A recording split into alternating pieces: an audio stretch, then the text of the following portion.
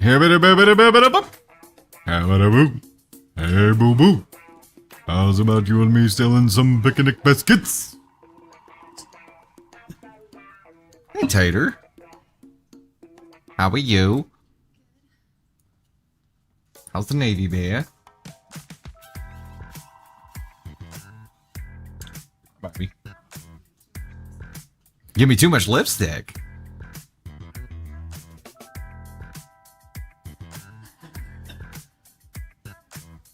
What?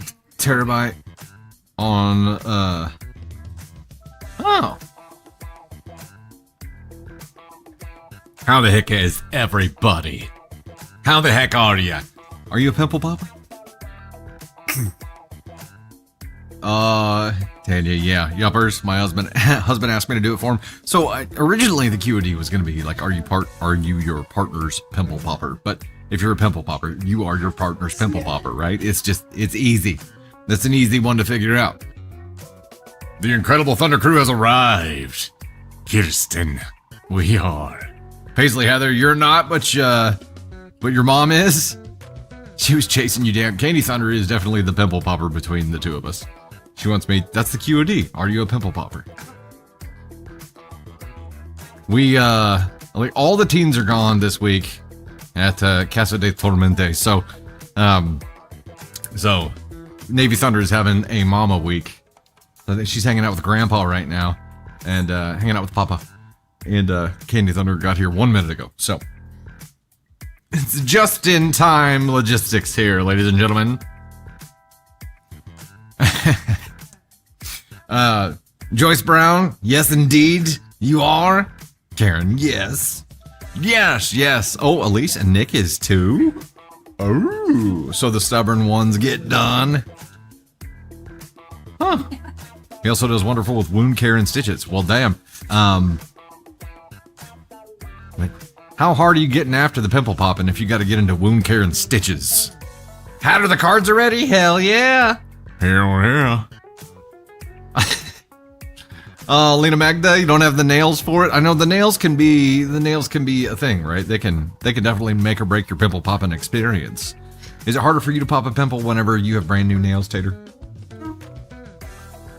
I think it's more dangerous. More dangerous? It causes more damage. Oh yeah, because you got your claws, like you got. Well, they're hard, like it's gel builder on my Oh yeah. Gotcha. Marry your children, hide from you. Oh, man. Hey, Darian, dropping the first $5 super on the YouTube side. Glad I made it to the live at work, but kids are asleep. Oh, heck yeah.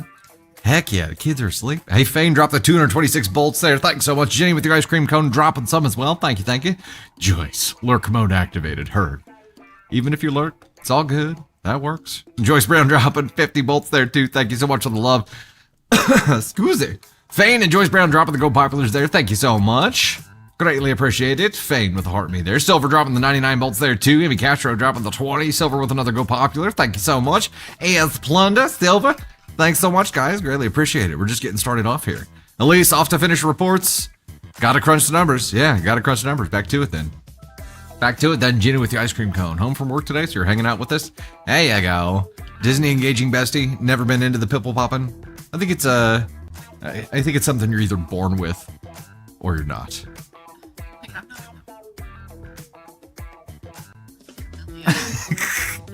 Tater. Bethany, yes, we do. We actually have, if you look on the playlist on the YouTube side, we have podcasts on YouTube, but also on Spotify, on Apple Podcasts. I think Google Podcast isn't a thing anymore. They have the YouTube podcast side of things. So, but we do our compilations of stories get published there, but also we have a couple of podcasts, one of which comes out tonight at 8 p.m. as a premiere on the YouTube side. It's Thunder and Spark. It's going to be freaking hilarious. Highly suggest you're elevated for that. Highly suggest it.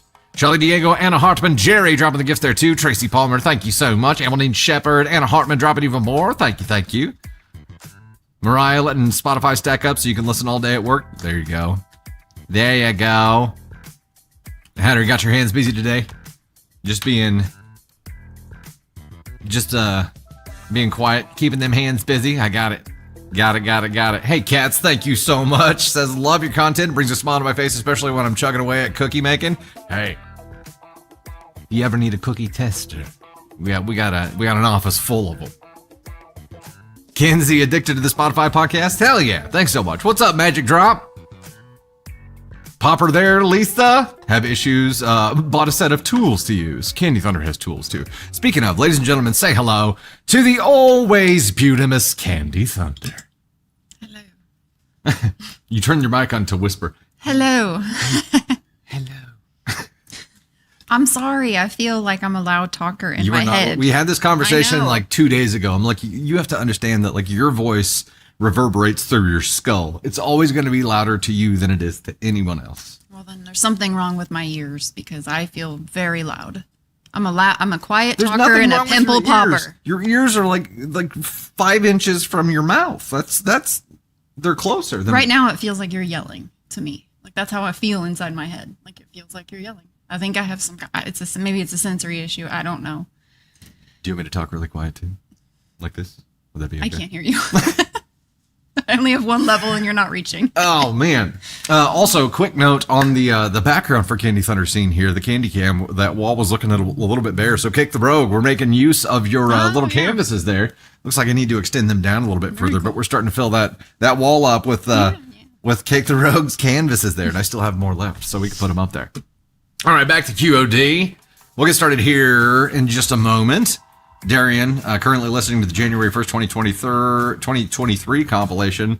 When you were notified that the live was starting, there you go. You put your trigger back.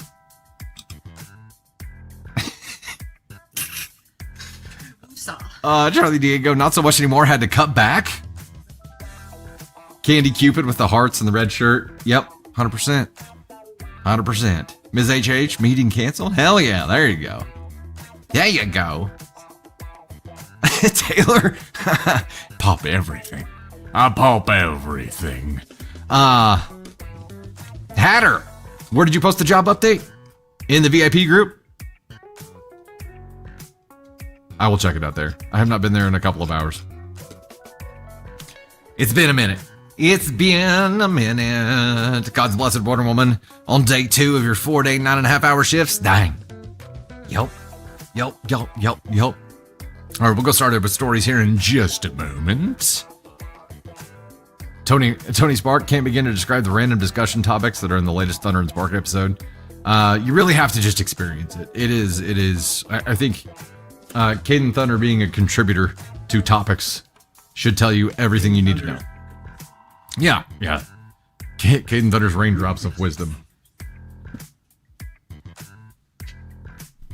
What are you doing there? Are you operating? She's popping. No, I'm not popping. You're popping something.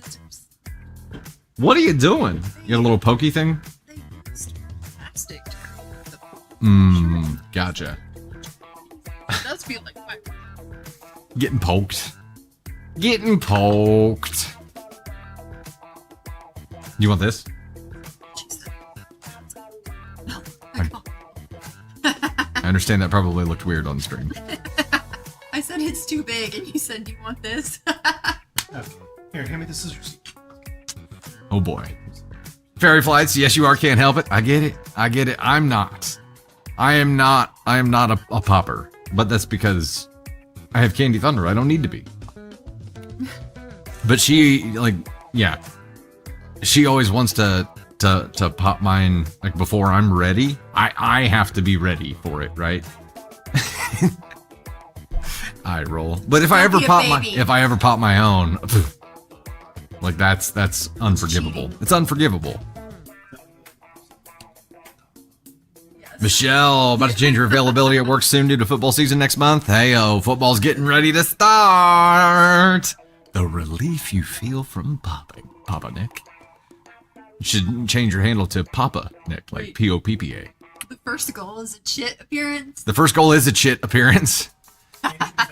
And confetti and spicy story. Chit will be appearing. Dusty Chit, not Chit. Dusty Chit will be appearing once we hit the first TikTok goal. Is that right?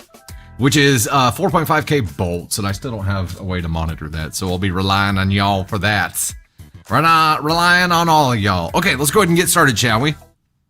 Coming up, we have stories about ruined holiday homecomings, overstepping stepmoms, backup plans, unwelcome vacation companions, snacking restrictions on kids, cheating reveals or lack thereof, and we also have spicy stories, mother-in-law stories, and petty revenge cake stories. We're going to be unlocking some stories with our first round of goals here. We have a goal of 4.5K bolts for a spicy story, plus the Dusty Chit appearance. On the TikTok side, on the YouTube side, we have a super goal of 10 supers, 5 and up to start for a crazy mother-in-law story. So we're going to get some stories unlocked today. Share goal on the TikTok side is 15 hundo shares. We don't have our progress bar, but we will be trying to keep an eye on it. A couple of notes before we get started. We do have a special 20% off code for y'all to use on the Stanley Cup cooler lunchbox type things. Check out my link tree for that. Their site is stanley1913.com, but you can get the code on my link tree, and also the top link will take you right there to their complete library of things as well. Reminder today, keep chat positive and respectful. Of course, we want you to share your own opinion in a respectful way and not be an ass bag about it, or mods who have their hammers raised all the time are waiting to drop it and mute or boot your butt. Excuse me. You're not excused. That. Let me find my spot here again. Are you dying? If it happens, it's going to be on stream. Take a drink. I go out with my boots on. We did film a brand new episode of Thunder and Spark that is going to be premiering tonight, 8 p.m. Central on the YouTube side. It is also going out on Spotify and all the podcast channels, I believe. But the premiere, where we will all be in the live interactive chat, will be on the YouTube side, 8 p.m. Central tonight. It is going to be a hell of a good time. I highly suggest that you're elevated for that. Don't forget, mark your calendars for the 3-year channelversary, which is going to be August 20th, starting at 3 p.m. And it is going to be a 3-hour stream. No VIP that day, but we're going to do a 3-hour stream, and it's just going to be jam-packed with fun and shenanigans. So August 20th, 3 p.m. Central Time, 3-hour stream to celebrate our 3-year channelversary. We're turning 3. Five. We're officially entering our, what is it? Is it the terrible threes? We're becoming toddlers. We can throw tantrums and have a really shitty attitude. I know someone else that does that. What? It's not me. We have some stories for you later on. I'm related. There's been some moodiness in the past couple of days, and Navy Thunder's discovered venom. She said some things in the past couple of days that are like, oh my God. My soul. Also, I have to point this comment out. Barry says on the YouTube side, oh my gosh, did you know that affair coaches exist? Like, what the hell? I just found this out yesterday. And no. Do they coach, like, people on how to have affairs? Is that a real thing? Or do they coach people through who have had, like, the affair happen to them? Like, the other partner or something? Like, I just need to know. You know what I would do if I were setting up that business? I would set it up, have them pay their fee, and then I would immediately tell their spouse, who would be like, yeah, keep the fee for telling me. So you still make the money fine print with a lot less work. So I just need to know. We have to know, is it for the affair person that's having the affair or the person who had the affair happen to them? Okay, but hold up. Because if someone answers like they know, that's kind of incriminating. I'm sure they saw it on social media. Coaches the affair. Oh my God. Those people really need to check their moral compass.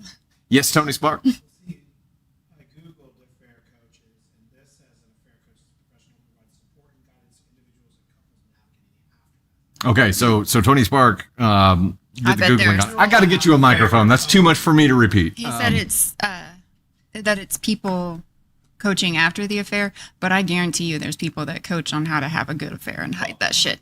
100%. I stick with my idea. I tell the spouse immediately, and you'd still make the same amount of money. You got to put it in the fine print though once they pay their fee. My goodness. Very fine print.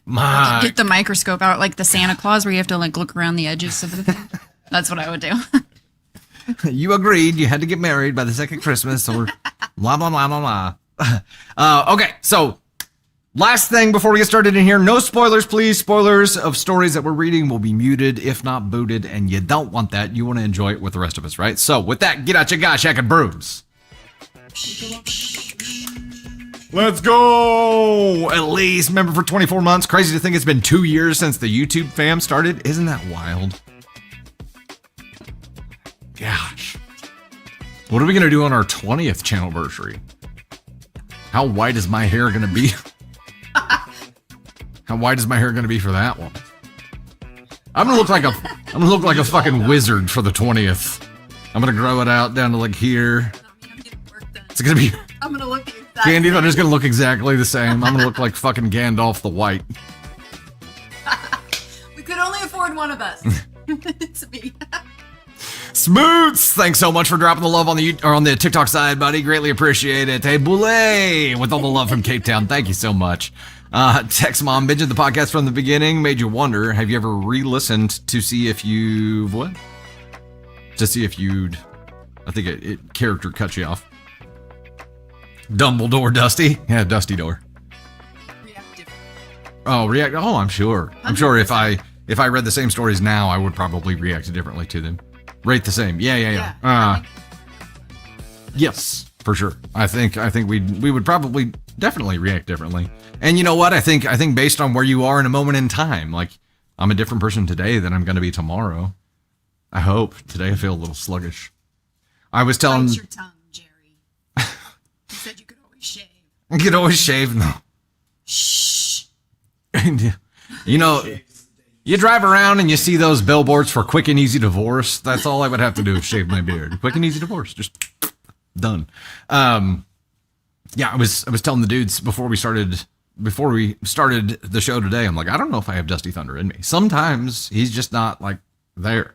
So he takes some coaxing. Normally it takes like a shot of 5-hour energy, and some dancing around or goofiness to be able to make that happen. But I don't know. We'll see. Yes, if you dance for me, it definitely helps. It definitely does help. You can only afford one of us. Wait, you need whose TikTok handle, Barry?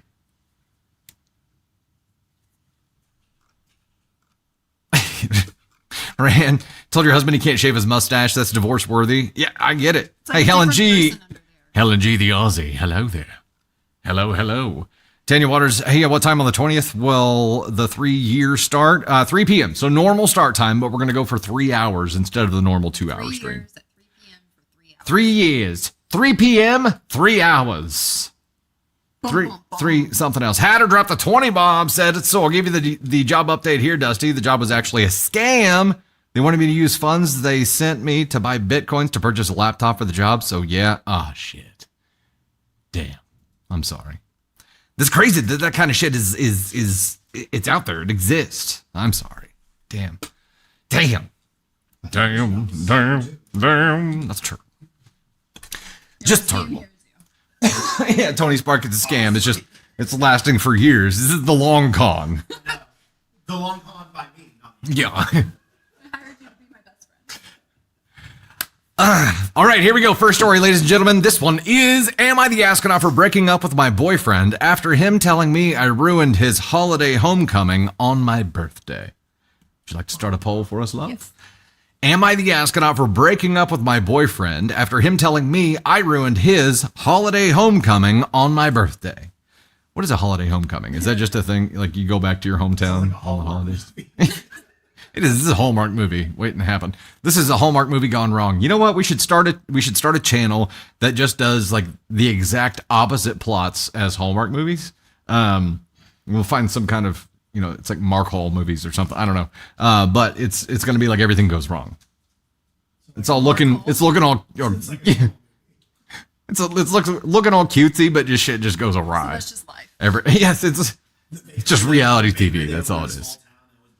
Business goes out of business. Am I the astronaut for breaking up with my boyfriend after him telling me I ruined his holiday homecoming on my birthday? Tony Spark's still going over here. Oh, good gravy. How's our poll looking? The poll is 83% NTA, followed by 11% ESH. Okay, 83% NTA. I forgot to vote. I'll go with you guys. NTA. Am I the astronaut for breaking up with my boyfriend after him telling me I ruined his holiday homecoming on my birthday? So I broke up with my boyfriend on the night of my birthday after a situation that left me feeling completely unsupported and humiliated, and I'm still trying to figure out if I overreacted or if my feelings are valid. He had been away on a 10-day holiday and was due to arrive back around 11:30 p.m. the night before my birthday. That night I went to a karaoke event with my sister and a few people from his side, including his mom and his friend's sister. I didn't really want to go, to be honest. I was emotionally exhausted after finding out one of my closest friends had just been diagnosed with stage 2 breast cancer, which he knew about, but I went anyway to be polite. While I was there, things became uncomfortable. His friend's dad, who runs the karaoke, made a really crude sexual joke on the mic about my boyfriend returning home tonight in front of everyone, including his mom. Then, when I got up to sing, he cut me off halfway through and said, "No one knew the song." I felt humiliated. Rather than get upset and causing a scene, especially since my sister was drinking and I didn't want her to react, I quietly left. I messaged my boyfriend, who had just landed, and explained what had happened. I asked him not to go there. Instead, he went. When I told him how that made me feel, he got defensive and said I was making him choose between me and his mom and told me I had ruined his holiday homecoming. His words. We'll go ahead and do this. He later asked to come over, but I declined. I was really upset. I knew in that moment he wanted to go there and have everyone comment on his tan. What? He did not care about my birthday or the fact that I was upset and going through it. This was all about his tan? What? The next day on my birthday, we argued. He told me I had been rude for leaving karaoke without telling anyone and that I had ruined everything.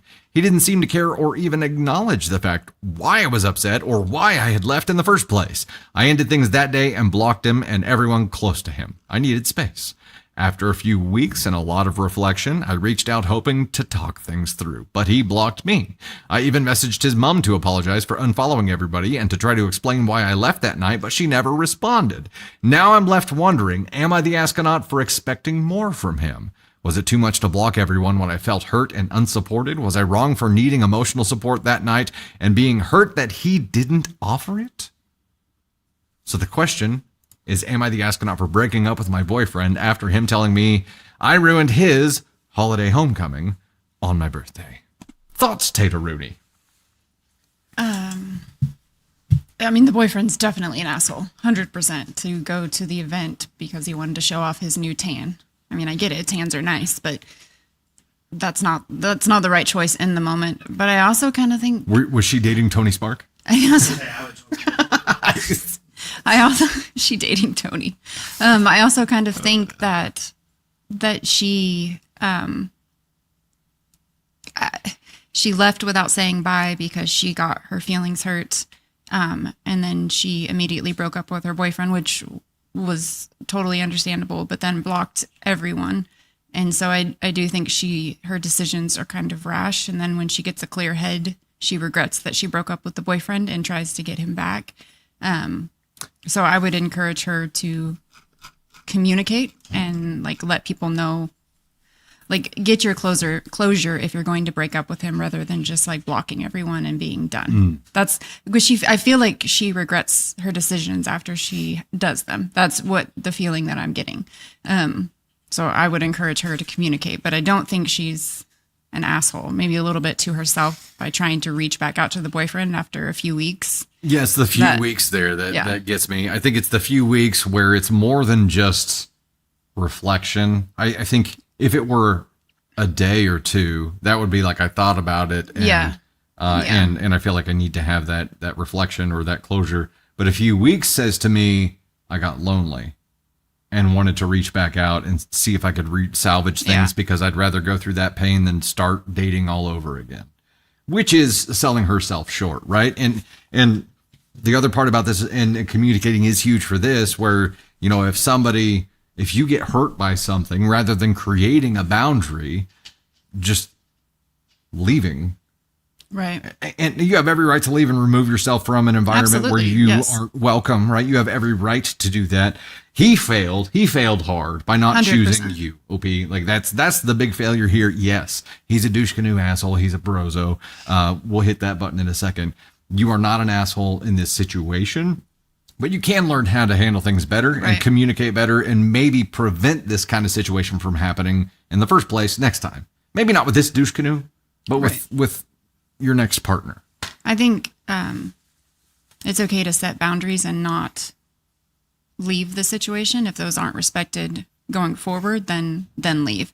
But I do feel like I just feel like she's reacting There's the overreaction, yeah. and then when there is an overreaction to herself, right? A lot of times you like the pendulum swings as hard back the other way, There you right? go. And if you think about it and act in the way that you really want to act, then the pendulum isn't swinging back Yeah. as far the other way.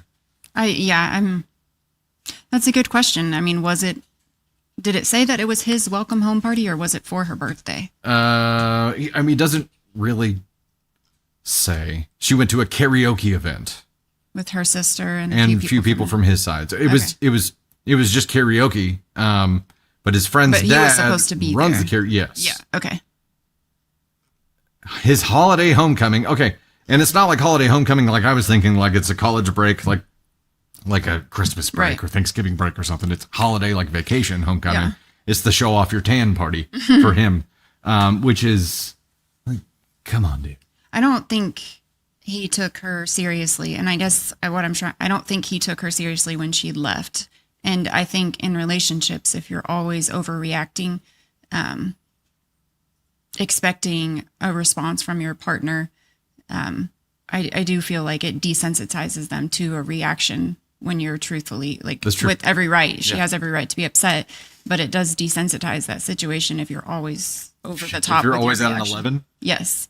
And I'm not saying this is like, I think that's something you learn as you get older, as how to manage that and not react that I'm way. still working on it. But I do, like, she had every right to break up with this guy for what he did. And she exercised that right, and that does not make her the asshole.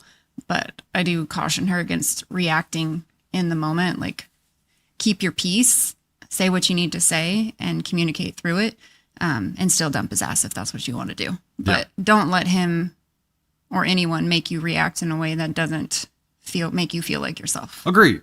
And Kitty Cat Queen, no, we're not ignoring the way that she was disrespected at the party at all. That's a No, big she part has of this. every right to break up with him. Yeah, there are multiple issues going Yeah. on here. The people who disrespected her at that party were not him. They were affiliated with him, right? But that's why she left. Now, she told him about that, and he didn't give a shit. He still went to hang out with those people. So, like, he basically reinforced all the shittiness that they delivered to her. Yeah. And that gave her every right to just end this relationship. Like, cool. That's done. Right. I think the only focus that we have, and she's an NTA here for sure, but the only focus that we have is really about how do you handle things like this moving forward, or how do you handle issues generally? And her reaction of immediately blocking everybody associated with him is the overreaction part of this that I think she's probably going to want to train herself out of in the future so that she can communicate, she can have that closure, or maybe she can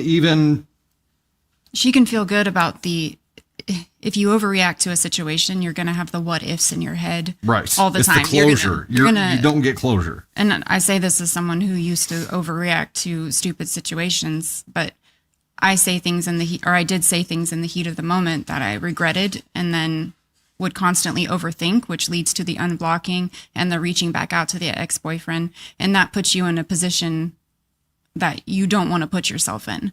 And so I think if you say what you need to say in the moment, and that can be breaking up with him or whatever it needs to be, but ending it and walking away with knowing that you didn't overreact and knowing that what you did was right. But she feels that she might have overreacted and she wanted to work things through by reaching back out to him. And whether it's because she's lonely or whatever, I think it's important to grow from shit like this that she went through. All of it, the whole thing. Agreed. Kitty Cat Queen, I agree. It probably wasn't the first time this has happened, but this might have been the first time that she actually communicated to him about it. You know what I mean? There wasn't a boundary there. If there was a boundary there, a boundary exists to say, if this continues, then this will happen. So there wasn't, then it would have been, then he would have known exactly what was going to happen if he went to that party. Yep. But there were unknowns. She lost narrative control. So narrative to everybody involved was that she was a snowflake and was far too sensitive and blah, blah, blah. Bingo. And she wasn't there to defend herself. So here's the thing. And Rachel said this, the underreaction. So my thing was to underreact,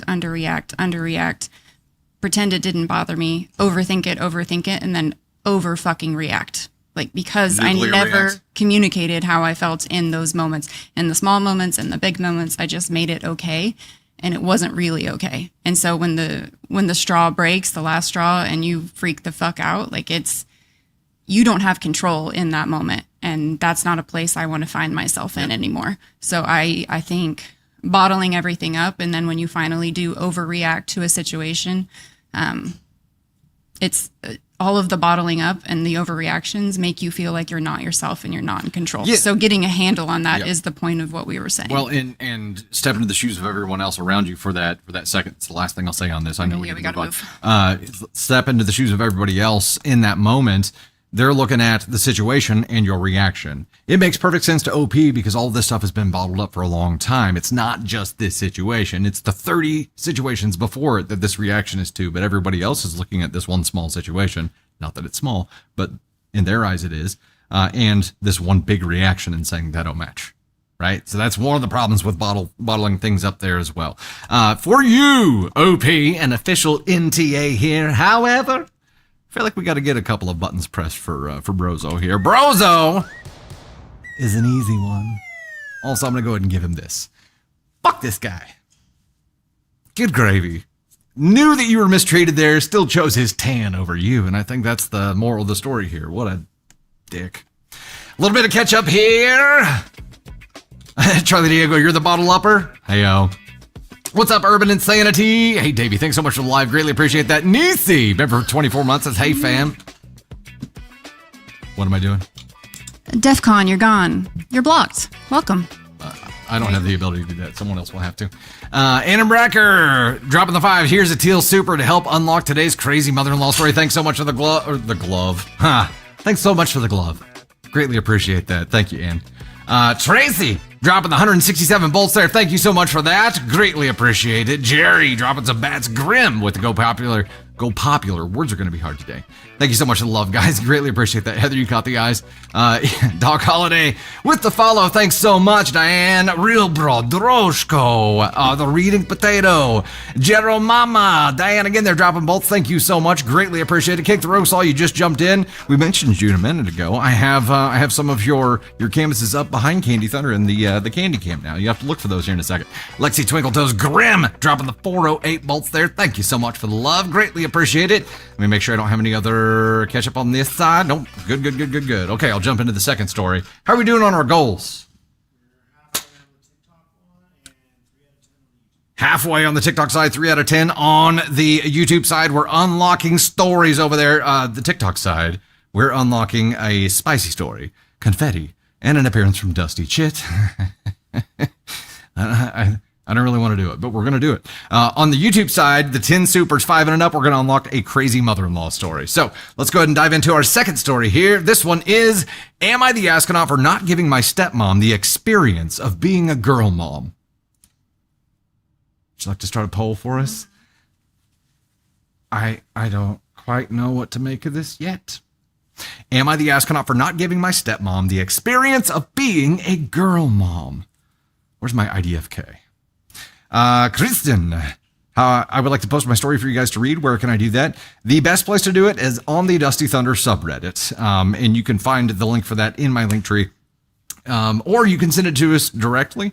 Just grain of salt there. There's no guarantee that it gets pulled to use on the show. If you use it, or if you post it on the Dusty Thunder subreddit, people in that community will engage with it. So it's almost guaranteed to get eyeballs and interaction there. I would, in your shoes, I would post it there.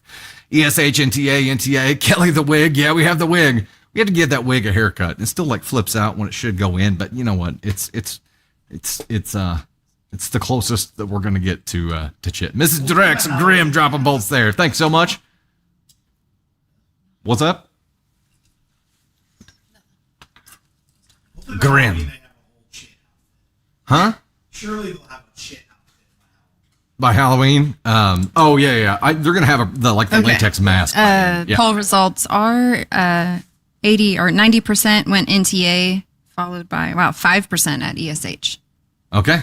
95% or 90% NTA? Jenny Dusty trimmed the chit. We both kind of I barely touched it. He made the bob. She barely had to. I did the rest. I had the Yes, we gave Chit a haircut, and then we took all the pieces of hair and sprinkled them on Tony's desk because he wasn't there that day. All right, it was Am I the Astronaut for not giving my stepmom the experience of being a girl mom? I, 16 female, have divorced parents and 2 older full brothers, 19 male and 21 male. I was 5 when the divorce happened and 7 when my dad remarried. My stepmom had a son, 20 male, when she met dad, and her and my dad have 2 sons together. My younger half brother is 7 male and 5 male. Back when we met, my stepmom was extra nice to me, and even my brothers told dad it was like they weren't there. After that, she was less obvious about it, but she always was more interested in me and made a way bigger effort to be close to me. I never liked that. I don't think she was trying to make me uncomfortable, but I heard her say to a friend of hers that she was excited to have a little girl among the 3 boys now in the house, and it made me feel like she wanted to be my mom, and I was always a mama's girl. There's nobody I'm closer to than my mom, and I never wanted another. Plus, my parents shared custody of me, so every other week I was at my mom's house, and it wasn't like my stepmom was my custodial step-parent or anything. She never made the effort with my brothers, not once.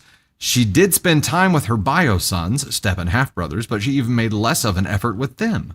It was always kind of awkward around Dad's house when I was there every other week, and last year I decided to reduce the time I spent at his house. He understood my reasons and told me he'd like me to reconsider but wouldn't fight about it. Only now that I'm not there as much, my stepmom's more pushy about us spending time together. She's always pre-booking spa days to try and make me hang out with her. She wins. I know she doesn't win most of those and only says it to try to make me go. A lot of lunch for 2 prizes online for places I like to go. And whenever I go with her, she's trying to make it last forever. So I say no 99% of the time to stuff, and I always make excuses to have to leave after an hour or maybe 2. Lunch for 2 hours? What's going on here? She told me she hates that I'm not spending time with her so much, and she's tried everything, and she doesn't understand what she did wrong. She told me it's not that I'm too embarrassed to be seen with my parents because I go out with my mom all the time, and she even sees me include my friends in hanging out with my mom. I told her that's the difference. That mom's my mom, and we're very close. She said she's my other/bonus mom and only ever wanted to experience being a girl mom, but the only girl doesn't want anything to do with her. She said she feels robbed, and I told her it wasn't my job to make up for her only having boys, and that she's only my stepmom, not my real mom or my second mom or my bonus mom. I left Dad's house early because of my stepmom, and Dad texted me that night saying that she was upset and that he hoped we could work it out. That was followed by 3 texts from her saying I was unfair and never gave her a chance to be my bonus mom for her to be a girl mom. This feels gross. Ew. It's like You're trying too hard, stepmom.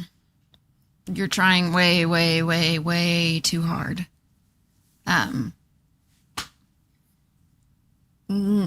It's the same thing like in a relationship, like when you're smothering her, and so she doesn't want to be around Yeah. it. I think that's kind of human nature. But love bombing doesn't work on everybody. it Drives people away. especially when there's an imbalance in how she's treating her stepkids and even her bio son. Like, I think stepmom needs therapy for not having had a daughter, because I can't Bingo. imagine how she would treat a bio daughter versus her sons. I feel like that would be a huge imbalance. So hopefully, It seems like she's using Yeah. OP as like a therapy tool too, right? Yeah, Instead of actually trying to 100%. resolve anything, and then resents the fact that she didn't give the chance. It's not this kid's fucking job to Yeah. give you that chance. Just because she exists and you married her dad, it doesn't mean that she has a duty to like play house with Yeah. you. It doesn't. And you know what? Teenage girls, especially teenagers, I mean, kids in general, are like cats. It has to be their fucking idea, right? If you want to do something, they're automatically going to not want to do it. You have to reverse psychology this shit. They're cats. It has to be their idea.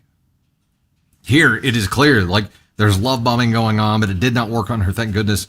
Some people are averse to that and immediately like, ugh, it's just like... Yeah, it's... I mean, I would feel overwhelmed if somebody tried to make me their everything and occupy all their time with us doing things together. Like, that would be... And kudos to OP for being 16 and standing up for herself in this way and, like, saying, I'm uncomfortable, this makes me uncomfortable. And her dad... At first, I was like, yeah, great that dad sees it and asked her to reconsider, but I'm not going to fight. And then, like... And then I hope you can work it out. Yeah. I'm like, it's not... Instead of saying, I hope you can work it out, it should be, I'm going to encourage my wife to get therapy because she should not be treating my child like this. I agree. And I didn't even think about Dad's role in all of this and what his job should have been. And I agree. He should be looking to protect his child there and understanding that he as a father is feeling pain for this too. She's already spending less time with you, Dad, because of the awkwardness she feels because of that. She's getting creeper vibes from your wife. And so she wants to spend less time with you. Like, yes, you should probably do something about that. And the right move there is therapy. But the damage has been done. And I don't know how you move forward from that. You know what I mean? And look, if in general, I don't think that kids in a blended family feel like they have to play that role or feel like they have to give the other parent the title of bonus mom. That's a thing that's earned, right? You earn that title. But OP immediately had like this, I'm a mama's girl. Like, my mom is my mom. I don't need a replacement. Right. And if stepmom had been trying so fucking hard, they could have struck a balance and she could have enjoyed time over there, but there was so much pressure. And she took that as pressure or danger or risk to the relationship she has with her bio mom. That's why she hardened and built the wall, right? If it could have been complimentary instead of a threat, it would have been fine. This would be if someone tried to do this to Ava. This would be her reaction because Ava is... She's glued to my butt, basically. And yeah, this is what I pictured Ava being like if someone tried to mom her on the side. She'd be like, no. She'd make the stank face immediately. It would be this. Yeah. And she does have kind of that role. Back up. You ain't my mom. Yeah, she kind of has that role in her life and she enjoys her company. And so I'm happy for her and I want her to have that relationship with whoever steps into that role. But the whole time I was like, this is Ava. This is Ava, 100%. It really is. There's a good snag there. It really is. Okay, so back to our question here real quick. Am I the astronaut for not giving my stepmom the experience of being a girl? Absolutely not. This is an NTA. We're on an NTA roll here right now. This is not your job. It's not your job. She put too much pressure on it. She made it awkward. Your dad didn't step in to stop it and protect you. Like, it's not right that you were put in this position when the real position is her in therapy. Yes. I'm sorry that you have to go through this. Hopefully she does make the right choice and you guys can end up spending some actual quality time together without that pressure existing there, right? But the damage has been done, so it's going to be on her to rebuild that bond in an authentic way that doesn't feel creepy. Good luck with that. Good luck. A little bit of catch up before we go over to the next story here. Elise dropping bolts, just dropping bolts there as well. Katie Murph dropping is it the heart me? This new chat is a little bit different. It's harder to see. Katie Robinson dropping the 50 bolts there. Haunted Gal dropping the 350. Thank you so much for the love. Greatly appreciate that. Michelle dropping 50 bolts there too. Gerald Mama dropping the 22. Heather with the 15. Katie Robinson dropping another 48. Faux pas. We hit the goal. Look at that. Hey, TikTok side. In the number one spot here, we got Sapphires 96 at 934. Then in the number two spot, we got Haunted Gal. Mine Not Yours. R. Heather. Geeky Fame. Tony Spark. Look at that. Coming in number 6 there. Lexi Twinkletoes, Tracy Cobbett, Anna Hartzman, Diane Sheehan, Books Coffee Tea, Elise Kutch, Mama Silver, Katie Robinson, Jero Mama, Lindsay McD, Candy Thunder, Weird History Lover, Ms. D, Mimi Houston, Joycey Brown, Aunt Sue, Camden Boston, Angel Persephone, Faux Fox, Charlie Diego, J. Lucero, Mama, Emmy Castro, Real Broad Zuba, Lil Miss Steele, Violet Green, Crystal, Tracy Palmer, Sunsmile, Jerry Lego 4th, Lexicans as Plunda, Green Bean, Nurse Aaron, Caden Thunder, Lindsay, Stephanie Cockrum, Shelmano, Karen Jones, and Charlotte. I was doing so good for so long, and then just I get tripped up, and then it all falls apart. I get tripped up, and then I stumble, and I go like head over heels. That's what happens. Thank you guys so much for all the love. You have unlocked a whole gaggle of stuff. We'll get Dusty Chit prepared here momentarily. Our next goal on the TikTok side is going to be it's going to unlock Petty Revenge Cake Story and a Tony Spark appearance. Would you look at that? Oh, it's a Petty Revenge Cupcake Story? That's just a little cake. It's a little cake, right? It's just a little cake. Why will it not show me? Here, let me try to expand this out. Hey, Anne And Bracker dropped the 5 on the YouTube side. I love Candy's naturally wavy hair, but her straightened hair today is equally as beautiful, especially with her slightly right of nose part. She rocks it no matter which way she decides to do it, right?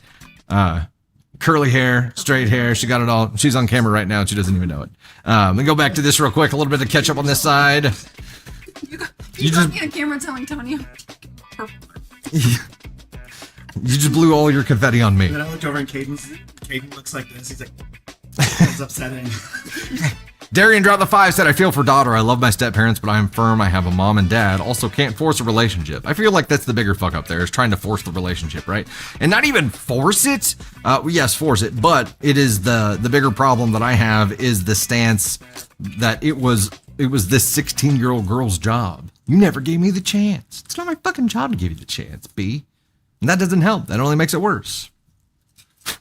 Confetti everywhere. Katie Murphy, I agree. He needs to call out his wife's behavior towards the other kids also. You know what? You're right. We didn't address that for him. He not only didn't step up and stand up for his daughter, he didn't stand up for his sons either, or her sons, or any of them. Wild. Just wild. Okay, we'll dive into the spicy story. I will do that after the spicy story because I'm hoping we can hit our next TikTok goal because I need someone up here so I can put Dusty Chit, get Dusty Chit together. It takes a couple minutes. The mask with the chitwig would be terrifying. I don't think the world's ready for that. The world is not ready for that at all. Okay, so we are going to the spicy story. Is it spicy reward story number 1? Yes. Okay. All right, the goal is set on TikTok. We're going for finger hearts, y'all. Going for finger hearts. Heck yeah. Hey, Elliott Football with the ice cream cones. Thank you so much. Gerald Mama dropping bolts there again. Thank you. Faux Paw, Elliott Football, Katie Robinson, Heather. Thank you, guys. Thank you. All right, here we go. We got one of these for you, ladies and gentlemen. It is spicy story time.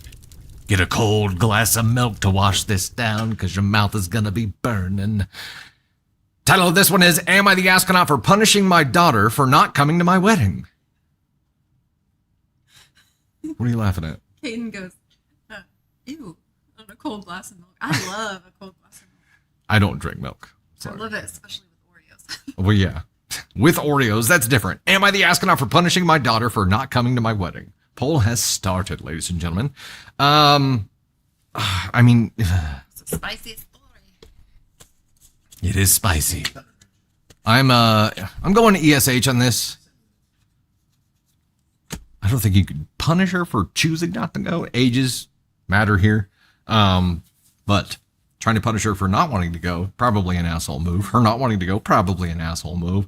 We're just surrounded by assholes in this story. Allegedly. We'll see. I'm at ESH. Oh, you've read this, but you don't remember it? I sent him the story, and I was like, did I? I don't remember it. Lou, you clicked the wrong one. It happens. ESH is everyone sucks here. Everybody sucks. That's not what I meant to. I just accidentally tapped into you. That does that. Candy Thunder just voted into you. I didn't mean to. I was trying to. Okay. The poll results are 40% ESH, and we have a tie at 20.3% at AskOn 1 and AskOn 2. Okay. So ESH and then tie between AskOn 1 and AskOn 2. Got it. Also, I see there are some rewrites going on live in the story while I'm reading it. We're risking a real Ron Burgundy moment here. I see it. I see. Okay. All right. Am I the astronaut for punishing my daughter for not coming to my wedding? I got married last weekend in my parents' house, which has been in the family for generations. For health reasons, only immediate family were there. My daughter, 16 female, had been calling her new stepmom, 21 female, names like homewrecker and adult dirty worker, and I have been patient with her. She assumes I left her late mother because she had breast cancer. However, I did not leave her mother for having cancer. Nobody decides to have cancer. However, her late mother kept using her illness to devalue me and my sense of identity. She would criticize the way I was taking care of her and even stuff like my hygiene or the cologne I was wearing. She made me feel worthless, and I felt like she was projecting her own insecurities by saying the smell of my cologne was disgusting because she never made an effort to keep herself up. And despite the fact that I objectively found her disgusting sometimes, I stuck by her until even my self-esteem was destroyed.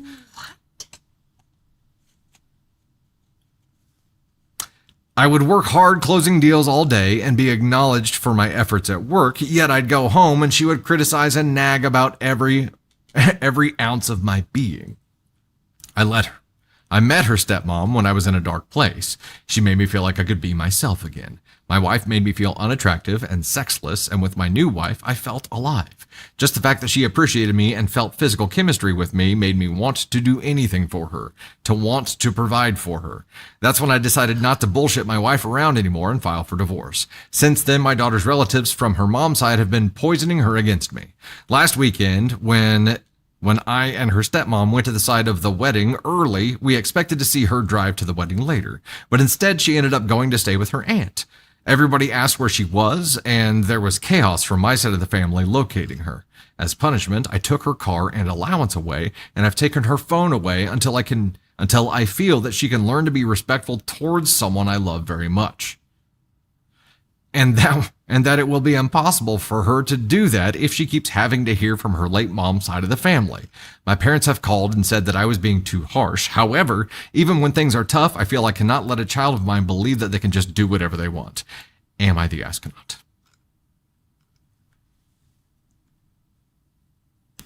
Yeah, 100%. Also, stepmom in the story is 21 years old. I think that's very relevant to the question. That's how I feel.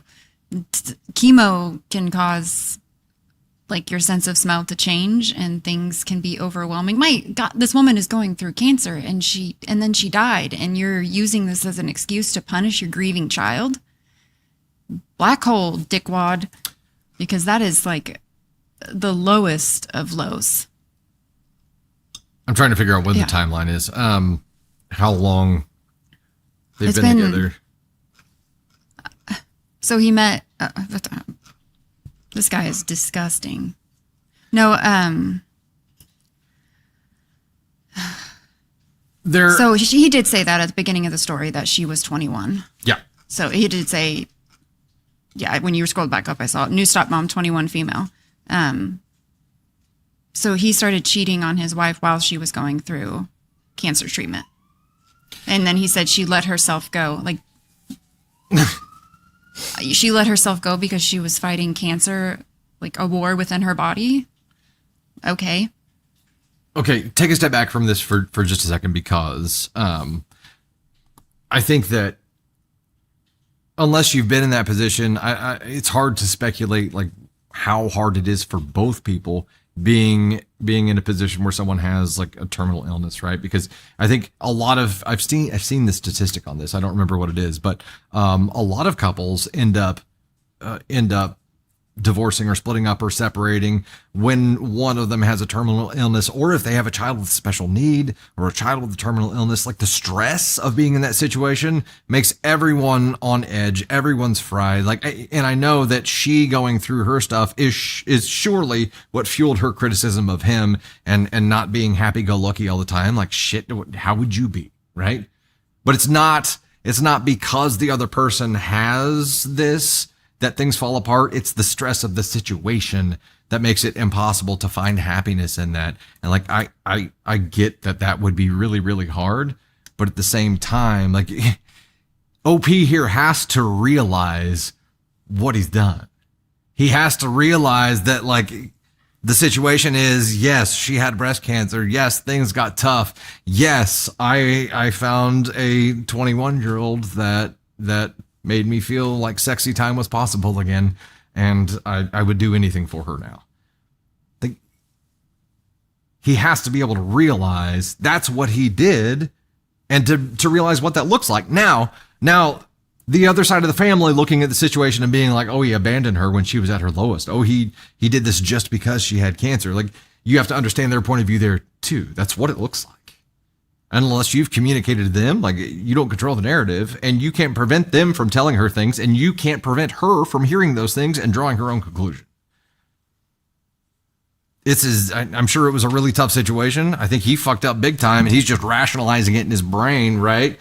And trying to control things that he can't control. 100%. But I can almost guarantee if the role was reversed and this man had cancer and she would have been by his side and he would have been a dick, like 100%.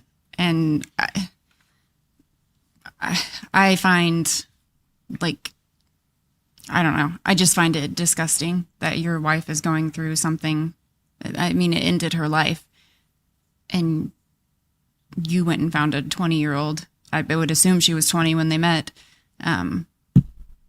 Like, the fact that there's a number on how often men leave their wives when they get diagnosed with a terminal illness or some type of cancer is astounding. And I don't have any sympathy for this. I hope that the daughter moves out and lives with her grandparents, whichever set she chooses, because this is utter fucking bullshit. Like, I have zero sympathy for him, because at the end of the day, like, shit is hard. Cancer causes depression. Chemo causes depression. Like, this woman is fighting for her life, and you're talking about the fact that she doesn't like your fucking cologne. Like, there's zero sympathy in my soul for for people that do this to their spouse. Like, none. I understand that it happens, and it's a shitty situation because it's so difficult. It's terrible that he did that. That's black hole worthy. The bigger issue for me is now just trying to silo his daughter.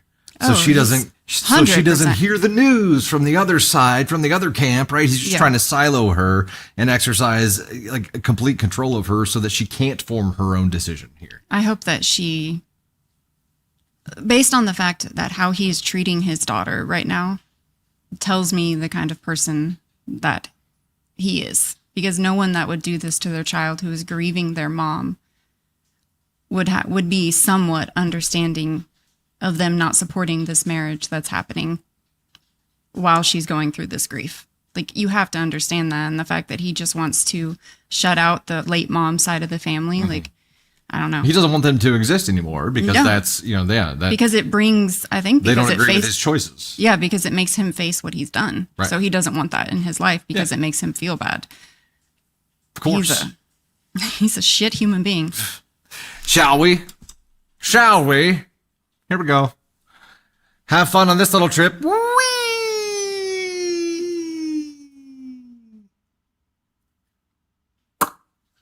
And we don't get to know how long between wife passing and new marriage, but my God, I hope it was like...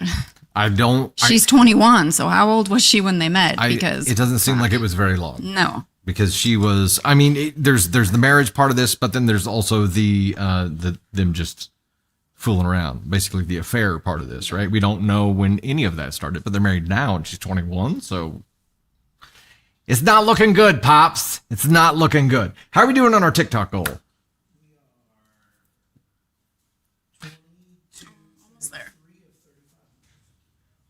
Almost there. Okay. I'm trying to see if we can get there so Tony Spark can come up and chat for a second and I can become Dusty Chit. It's going to take a second. Add black hole to the poll cake. I will make a note of that. Yes, we do. We do need to do that. Also, did you see your canvases behind Candy Thunder there? Add black hole to poll. I'm going to read this later and be like, what the fuck am I talking about? I messed my words up there. J Rose, he conveniently leaves out a lot, but me. Yeah. Yep. Oh, Candy Thunder has added it to the poll. I don't even make a note. Look at that. Look at that. Hey, Tony Spark dropping the finger hearts there. Thank you so much, sir. Katie Robinson, Allie Bean dropping holds there too. Adventures with Pam. Thank you. Faux Paw Fox. Mama Star, Adventures with Pam again there. Candy Thunder dropping some. Thank you. Greatly appreciate that. Sweets Meg, you have to read the story where the man took his mistress to the wife's funeral. Oh no. Oh no. Nay. All right, am I back on regularly scheduled stories here, Tony Spark? Okay, I'll go ahead and dive into story 3, unless you wanna vamp for a second so I can become Dusty Chit, or we can wait till Tony Spark comes up to do that. Okay, all right. Once Tony Spark comes up, we'll bring Dusty Chit out. Okay, here we go. This next story is from AITA Relationships and goes like this. Am I the astronaut 30 male for keeping old stuff from my previous living situation in case of a breakup with my girlfriend 30 female, a sign of not being committed or just a safety net? Come again? Let's read this again. Am I the astronaut for keeping old stuff from my previous living situation in case of a breakup with my girlfriend, a sign of not being committed or just a safety net? I feel like there are two different questions going on here. So, am I the astronaut for keeping old stuff from my previous living situation in case of a breakup with my girlfriend? Question. And then basically, is that a sign of not being committed or just a safety net? What? You're the asshole for your title. Candy Thunder, you're the asshole for your title. Terabyte dropped the 5s. I'll have to post my friend's story on Facebook. The story hits close to home. Damn. We'll be looking for it. Keeping old stuff from a previous living situation. Okay, so I'm imagining like a storage unit full of furniture in case living with girlfriend doesn't work out. And is that wrong? I don't think so. It may not be a great look, but if you're just moving in with somebody and they're just your girlfriend, you're also not making a lifelong commitment at that moment. You know what I mean? You're not getting married. If you were getting married, yeah. That seems like it would be not a logical thing to do and would signal some lack of confidence in the relationship that you've committed your entire life to. But this is just your girlfriend, right? Just a girlfriend is not yet a lifelong commitment. And I would think putting stuff in storage or hanging on to stuff so that you don't have to start all over again if something ever happened is reasonable. It's logical to me. She may not like it, but it's logical. Choice. In this economy? NTA. Safety net thing. Ask on 4, Darian, that's fair. Could have done it differently, maybe. Dylan, no, I did that for 2 years. Okay, so I guess there's the question, the follow-up question. Is there a point where if you're in a relationship for X amount of time, it's safe to get rid of that? Or maybe you need it later on because you expand or have kids and get into a bigger house. You need that furniture, you know what I mean? We don't know what it is. We don't know what it is. David, I'm not doing that. Nope. No. We got a mod on the TikTok side who can squash that, please. Lindsay, if it's in good condition, keep it. Agreed. Brandon, to not start over all over again. Yeah. You've done it. Yeah. How's our poll looking here? You have left your post, Candy Thunder. It was for good reason. It's for good cause? I don't know the poll results. I missed it. Okay, we've missed our poll results. Sorry, guys. That's my bad. No. Nope. Not anymore. Not on my phone anyway. Do you, chat, can you guys see poll results?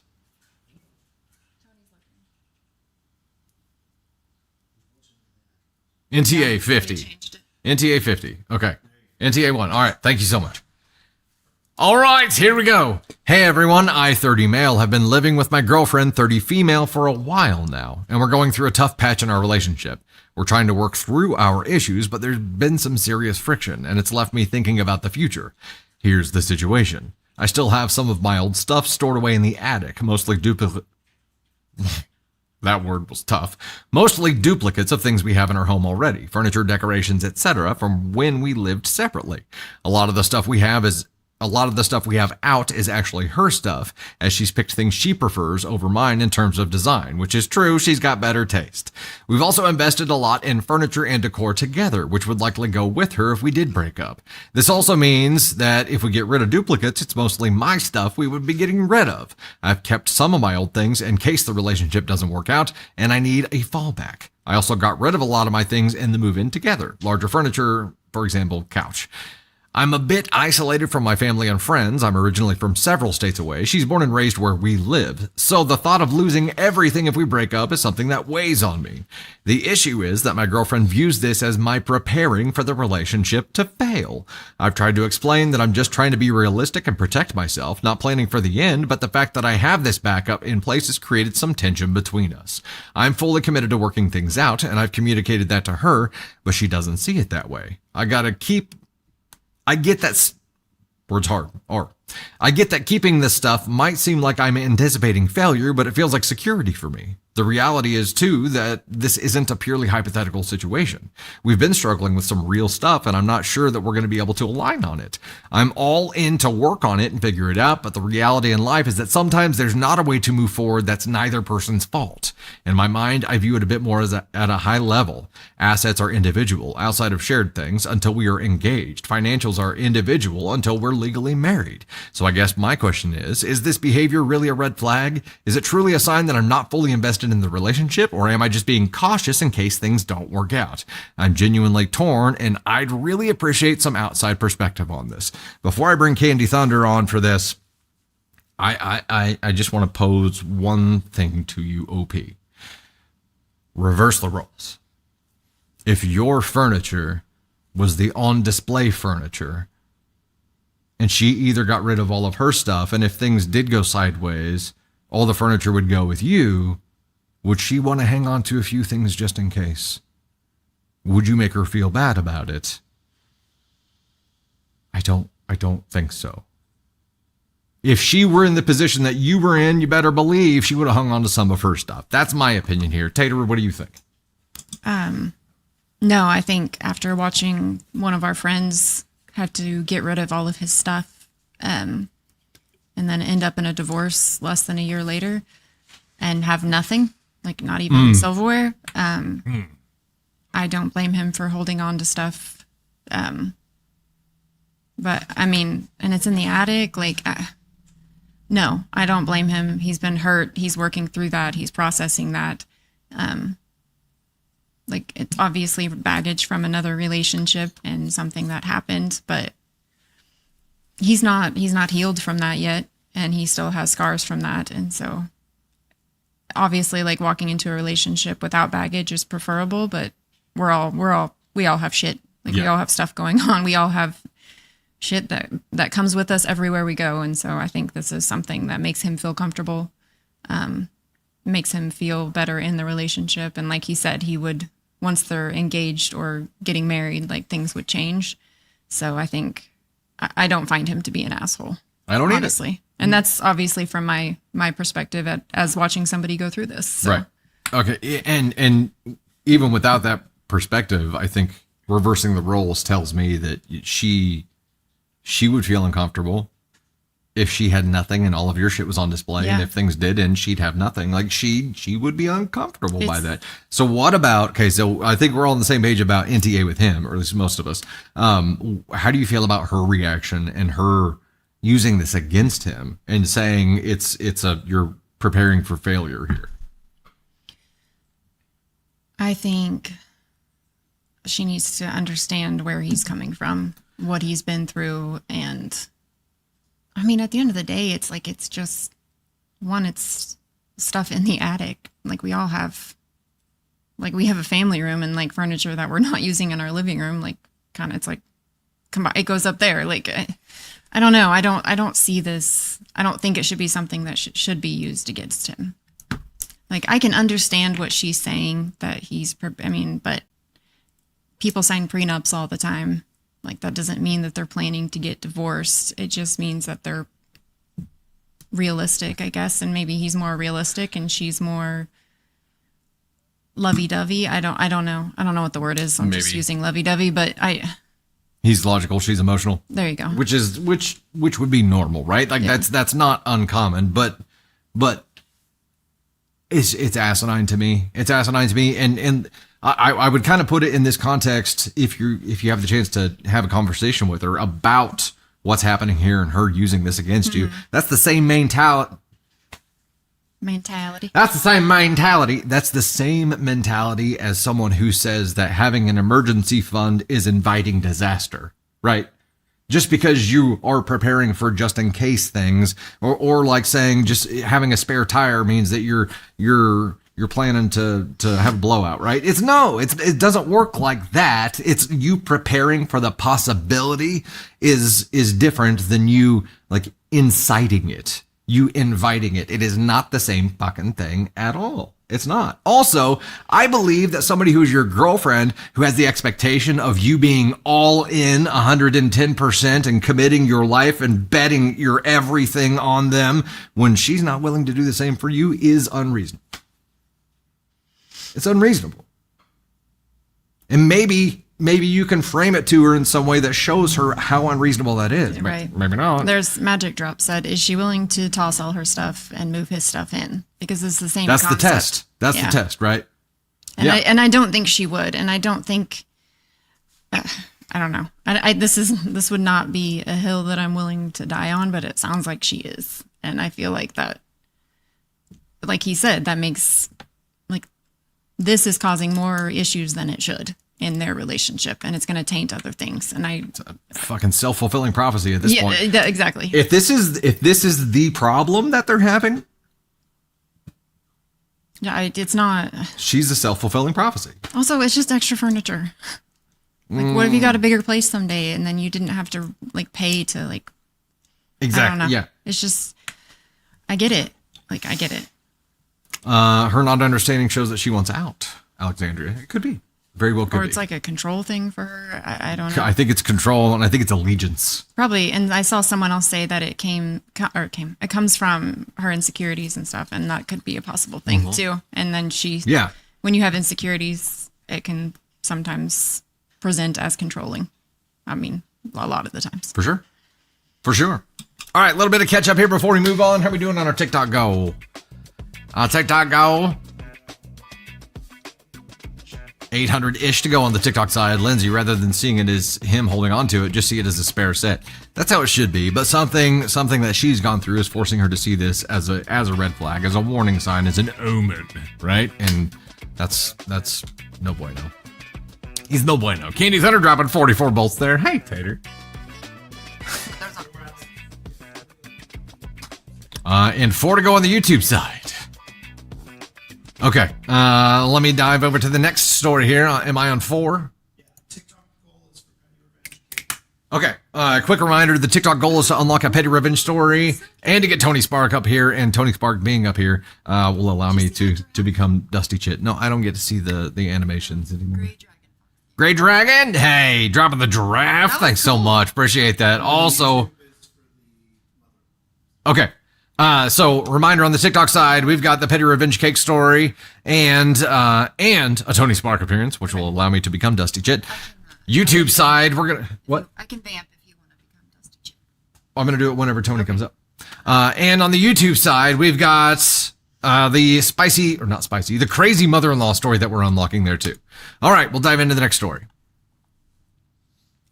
Gray Dragon dropping the finger hearts there. Sarah Barracuda dropping them as well. Diane dropping the 52. Thanks so much. Hey, Ninja Blob with the 199. We're getting there. We're getting there, by golly. Okay, here we go. Next story. Am I the astronaut for telling my mom she'll hold us back on vacation? Myself back. You'll hold us back. Oh, man. Am I the astronaut for telling my mom she'll hold us back on vacation? It sounds like something that, you know, even if you need to say this, like, you probably should find a nicer way to say it. I'm going to go ask on 2. Who knows? Margarita dropping the 5 on the YouTube side. Thanks so much for that. Cake the Rogue almost had to tell you that, tell that to your mother when she wanted to come to an art teacher conference. There's a possibility. There is a possibility that it makes sense, right? If she's trying to insert herself, like it could make sense there. That'll look good. Hey, Bianca with the figure hearts there. Shep, thank you so much. Oh, baby dragon. I missed it. Baby dragon. Diane dropping those. Oh, Gray Dragon Fox with a baby dragon there. Thanks so much. For he has called me. Dropping the finger hearts there too. Shep. Lindsay, thank you so much. All right. Okay. Poll results are, and sorry. They are AskCon 3, 28%, and AskCon 2, 27.5%. AskCon 3, 28%. Okay. Title was, Am I the Astronaut for telling my mom she'll hold us back on vacation? I'm at AskCon 2 right now. Let's see what happens. For context, my mom deals with pretty bad spasms and leg pain. Not sure what the exact causes are. Could be arthritis. And because of that, she isn't active at all and will only go to play badminton one time per week. Some weeks. I have encouraged and motivated her and tried to help her in any way I can to get more active, even as much as just walking for 10 minutes on the treadmill. We are set to go to Vancouver, which is known for hiking and scenery, and when planning the trip, I just pointed out to the fam that it'll be difficult to do a lot of the outdoor things since our mom has to take a break every 10 to 15 minutes from a simple walk. She got mad and said that we should just go on one without her. Typical mom exaggeration. This isn't the first time that we've had to stop everything we were doing on vacation just for her to rest after a literal 5-minute walk. I know it sounds very harsh on me for saying, but my point of view is telling the truth and wanting her to be better and more fit so she can enjoy these things as a family. I'm just not sure she fully does everything to try and get better. After the initial discussion, she said she can watch from afar and isn't bothered by us hiking or doing active stuff, so I thought everything was good. Then later, she and my dad started arguing, and she started talking about, I don't want to go to Vancouver now because my kids think I hold them back. I feel bad for what I said initially, but I still hold on to the fact that she simply just does not do enough to want to get better. And that, yes, there are things that are out of your control, periods, hormonal issues, age, etc. But there are some things like, again, taking a 5-minute walk to at least improve the tiniest, but she doesn't even do that. Am I the astronaut for speaking my point of view? Well, that's one way to say it. Speaking my point of view. Let me back up to the beginning of the story, because I feel like this is the most important part that they just kind of glaze over the rest of the time. For context, my mom deals with pretty bad spasms and leg pain. I guess if you want your parents to go on vacation with you, plan a vacation where you aren't doing this type of walking and stuff. And if you want to go to Vancouver, make that your own vacation. I mean, I think that he should have said it nicer, but I also feel like they should be able to go on vacation and do what it is that they want to do. So maybe I feel like he shouldn't have been as shitty to his mom or her mom, but I don't know. I don't think that she can't do it. Like, she can't go on walks that long. She can't go hiking. She can't do the things that they're wanting to do on vacation. So I feel like it would be better to take a different vacation with the parents and then go to Vancouver with just himself or herself or whatever. Which gives me the, I want you to pay for it. Oh, are they paying for it? But I don't want you to go. I don't know. Like, we don't know OP's age here. I don't know if this is like a teenager. I don't know if this is a grown ass adult. I don't know. Mm-hmm. But either way, it gives the, like, I want you to facilitate this. Yeah. I think me as older in life or whatever, and I have issues like this, I'm not going to be offended if I'm not able to do something with the rest of the family. Like, I would just do my own thing at that time, because I don't want to hold them back. I want them to be able to explore whatever area we're in, and I'll just join them when I can. I mean, at the same time, like, I'm in a new place. There are things to do, I'm sure, that aren't hiking or doing these things. So I wouldn't be offended if someone... Like, I wouldn't be offended by this, I guess that's what I'm trying to say. You wouldn't be offended in the mom's position here? No, not really. Yeah. Okay. So let's put ourselves in the mom's position for a moment here, because a lot of this is probably parallel frustration, right?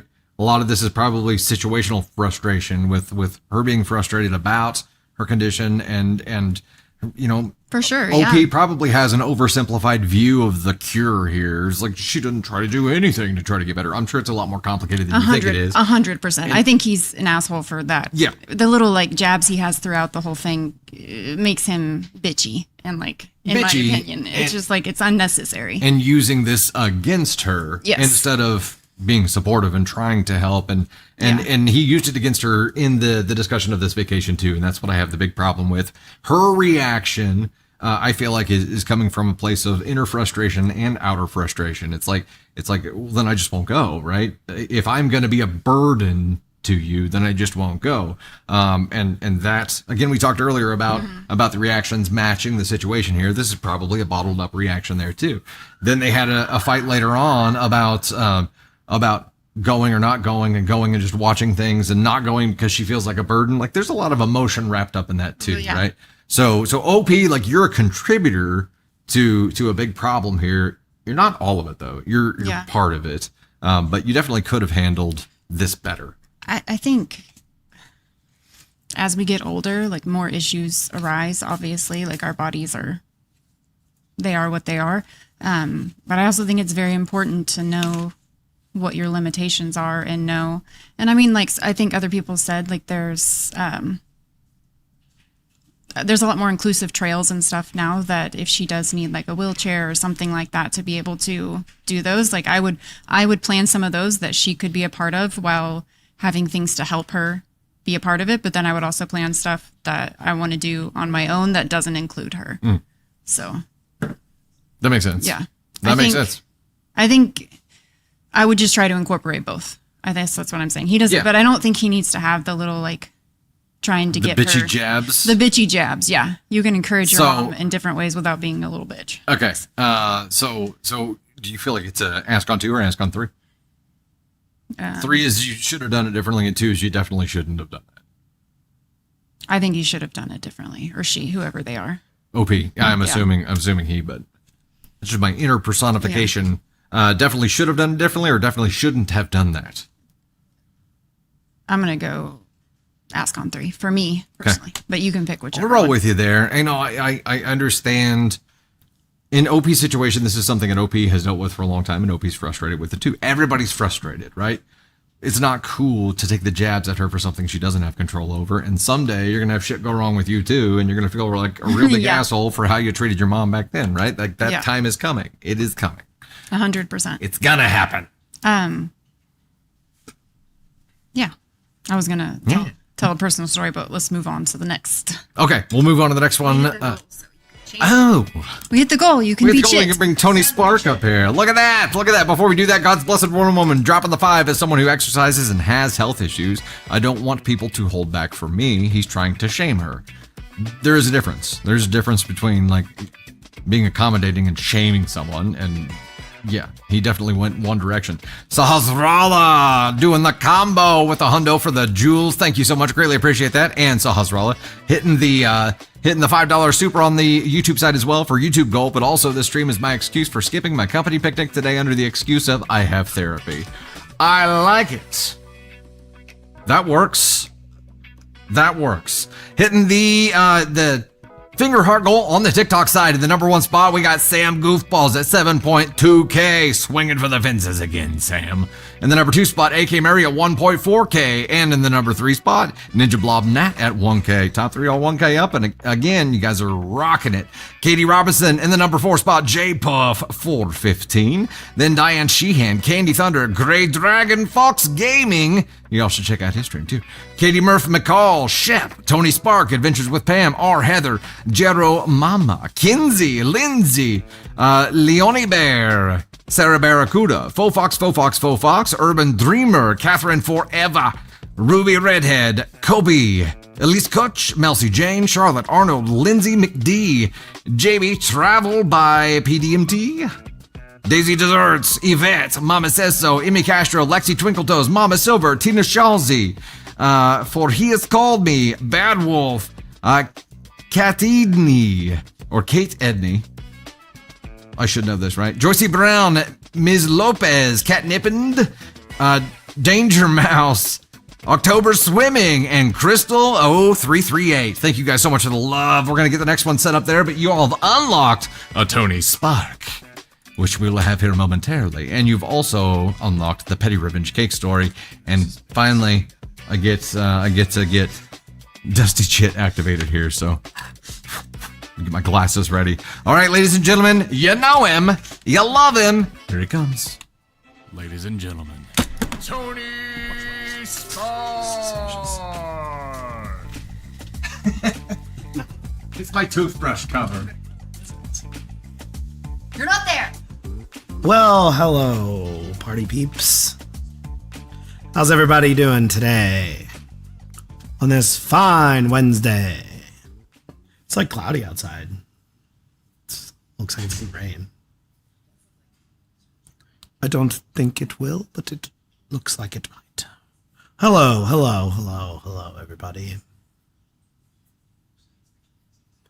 It's everybody. I know. She did yell at me for not being in frame. Sad. I was trying to make it like my tan band. Not great, because I did not go to the lake this weekend. So I don't have much new tan. I need some sun. Didn't spend a lot of time in the sun this weekend. I spent it under a tent over a fryer. So I did not get to, but it's supposed to be nice this weekend, I think, again. So I'm gonna work on this watch tan this weekend, and yeah, the SpongeBob in the background. Anyway, cheer up, Buttercup. I am cheery. I'm always cheery. Samantha Door with the 5 says, I'm just hoping YouTube go, hey, we hit that. So we unlocked a lot of stories. Got a Petty Revenge story coming up. Then we'll have this mother-in-law story from YouTube. And then the next TikTok goal is for a spicy story. There's a lot going on. There's a lot happening. I have to get your thoughts on something. Okay. I saw someone refer to a Diet Coke as a refrigerator cigarette. Oh, yeah, that was awesome. And I'll never. You know when you're like leaning on the fridge and you crack on a refrigerator cigarette equals that's Diet good Coke. stuff. And I'm like, that's exactly how they should be. Because it's the same thing. It like matches the energy. I mean, I think. I don't know. But that's funny. I feel like sometimes when I really need a Diet Coke, then I will. You just call it. You're like, I need a. I look like Mama needs a cig. I look like the Ben Affleck meme while I'm drinking it with him cigarette outside. He's just like. Yes, that's how I feel that's what sometimes when Diet I Coke. drink it. Mama needs a cig. Anyway, make sure you follow at Tony Spark _ I'm trying to remember to post videos. I just posted one the other day. Yeah. But anyway, I think it's my time to exit because our newest coworker has arrived. Some of you may have seen his debut the other day, but Dusty Chit is here. So goodbye, people.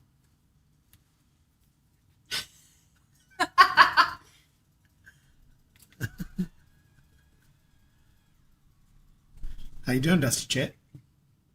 Yeah, good. How's the you crunching the numbers over there? Oh yeah, I'm crunching the numbers all day. Yeah. Do it, lady. Yeah. Do it, lady. Do it, lady. Everywhere. All the blows. On your birthday.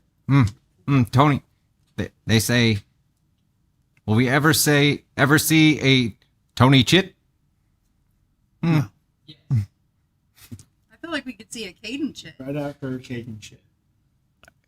Caden Chit his yeah. pants over here and I showed off. Caden Chit would be good. Caden Chit would be good. That's my wife. It's the ridiculous wig. It's the mom bob. It's the hair flip for me. Pain show and or pain pill and the show don't mix. Yeah. Yeah.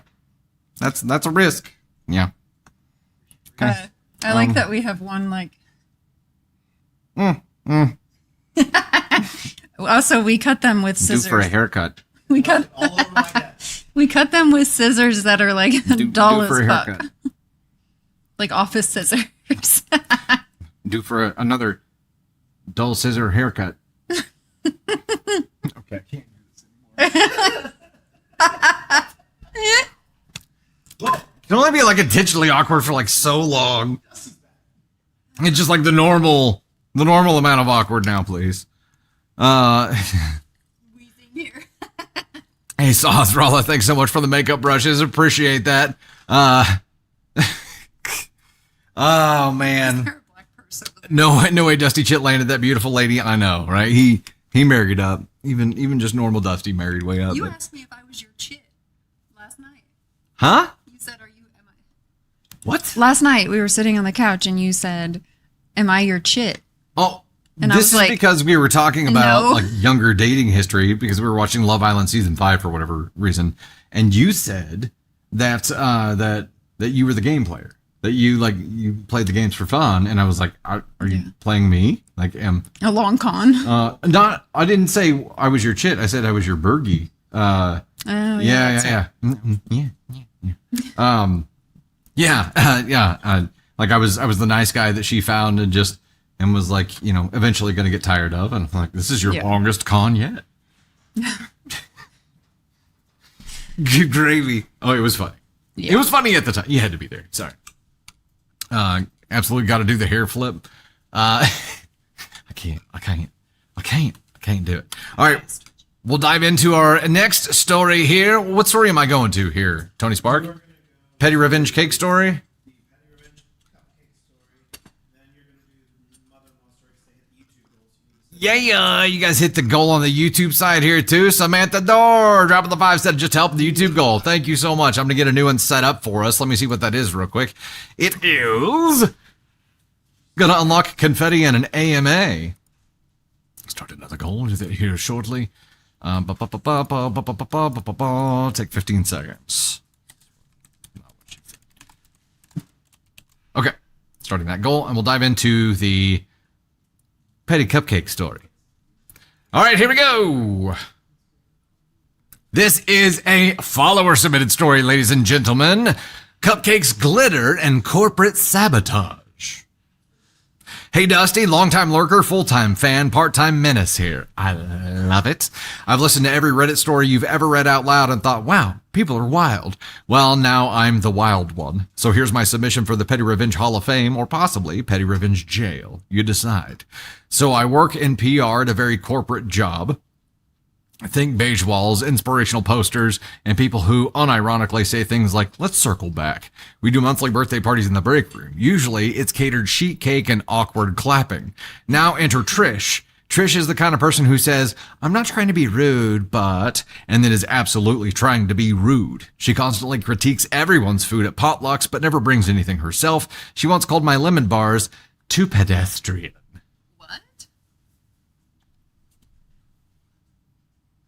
Be like, bitch, do you see these lemon bars growing legs and walking across the street? I don't think so. So when it came time for my birthday month, I decided to go all out. I'm known for my baking, so I made cupcakes from scratch. Chocolate fudge, cream cheese frosting, little edible gold stars. But for Trish's, I added a little something special. See, a few weeks prior, Trish had accidentally spilled her smoothie all over my laptop. The one with 4 years of files. No apology, no offer to help, just maybe you shouldn't keep your drinks so close to your electronics. Thanks, Trish. Great insight. So I baked an extra cupcake just for her. Same frosting, same wrapper, except hers had a tiny hollow center filled with ultra-fine industrial-grade glitter. The kind that never leaves. The herpes of the craft world. I placed it strategically among the others, watched from across the break room as she beelined toward the prettiest one, mine, the trap. She took a bite, paused, looked confused, then pulled the cupcake away to inspect it, and that's when it happened. The frosting gave way, the cupcake collapsed, and a beautiful puff of glitter exploded directly into her cleavage, her face, and somehow her eyelashes. It looked like a unicorn had sneezed on her. No, what I'm thinking. She shrieked, dropped the cupcake, and started trying to brush the glitter off, which of course just made it spread more. Within minutes, she looked like a disco ball that had seen some things. I walked up, handed her a napkin, and said, "Oh no, looks like you got the limited edition one. Must be your lucky day." She glared at me like she knew, but she couldn't prove a thing. Everyone else was too busy laughing and posting boomerangs of Clittergate 2025 to Slack. Clittergate. I don't know why that makes me giggle, but it makes me giggle. She went home early that day, came back the next morning still sparkling faintly. To this day, I still find flecks of glitter in her office chair. Justice. Thanks for letting me get this off my chest, Dusty. Tell Candy Thunder she can borrow the recipe anytime, minus the glitter or not. I think with the glitter. Also, like, okay, wait, she took a bite. It was in the middle. Hopefully she took a big bite in the middle and at least got a little bit of glitter in her system. Because you know the sparkly gems she'd be shitting for like a week? You know she'd be like taking troll dumps for a week. Like sparkly unicorn, like rainbow. Yeah. The glitter Navy, like 2 nights ago, wanted to put glitter on her finished paint projects. And so I was like doing it. And she's like, "I want to try." And I was like, don't, no. And then before I could, I was like, gently just shake it across the top. And she was like, poof, and it was like this, like a whole fucking puff of glitter across our table. So I understand this. And it's like, you're still finding it even though you've wiped the table 47 times. So I totally understand the flecks of glitter in her office chair years later. It is everywhere. Edible glitter, I'm assuming. I mean, it was in a cupcake. Is OP here, by the way? It is follower submission. OP. They say it's an industrial grade glitter. So I was wondering if it was like edible glitter, because even the edible glitter is like it explodes in the air and like the whole thing looks like.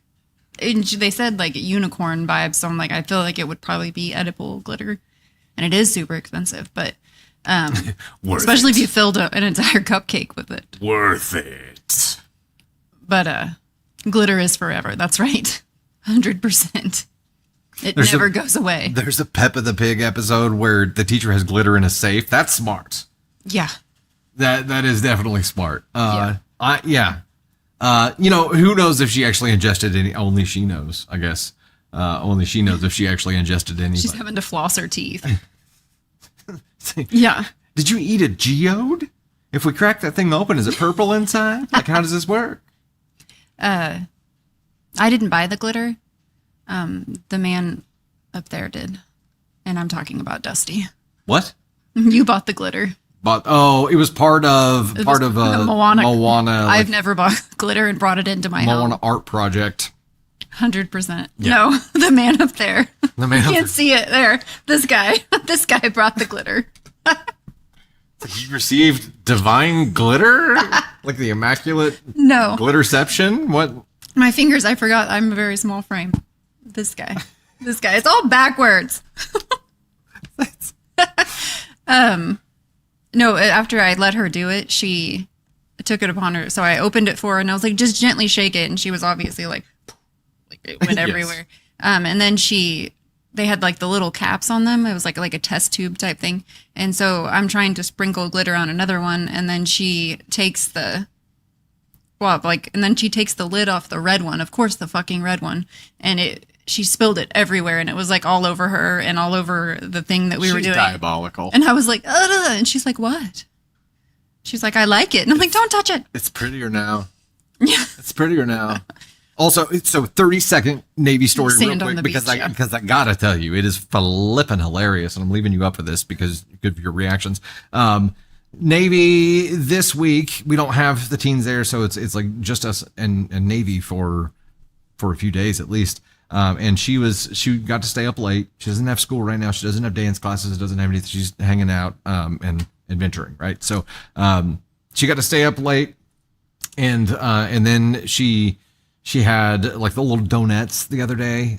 So she had one of those later than she normally would because it's like, this is the fuck it week, so to say. This is the week when like she doesn't have anything going on. It's just chilling. Like she can sleep in, do all those things. So she had one of those later than she normally would. So she had stayed up late. She had sugar late.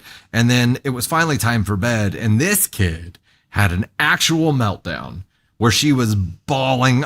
We changed her clothes, and then I put her headband and her dress on over my head, and I was like, I'm Navy. I don't want to go to bed.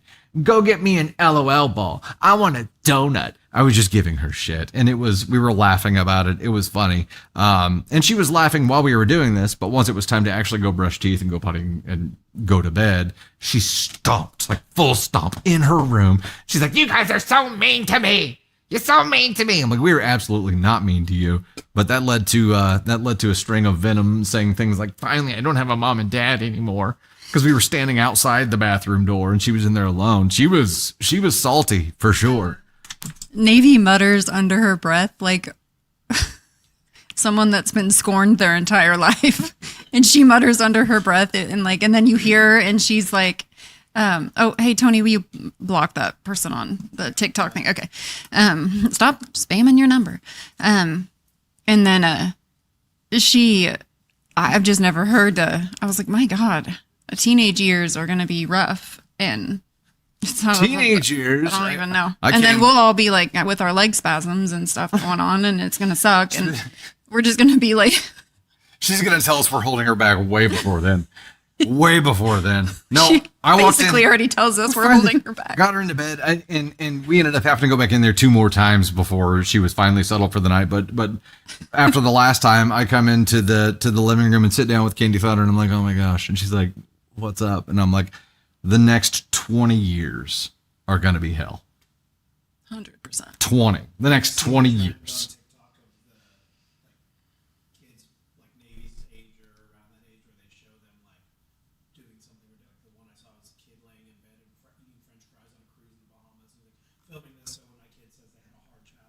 Yeah, that's what I need to do.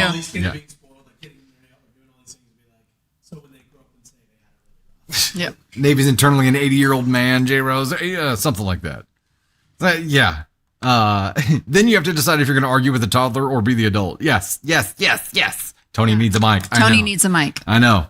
Pretty soon he's going to be sitting right next to me. You can't break into 3-minute long stories with no mic on stream. Okay, he said that people are filming their kids like eating French fries on a cruise to the Bahamas, and then so they can use it as evidence later that they had a good childhood.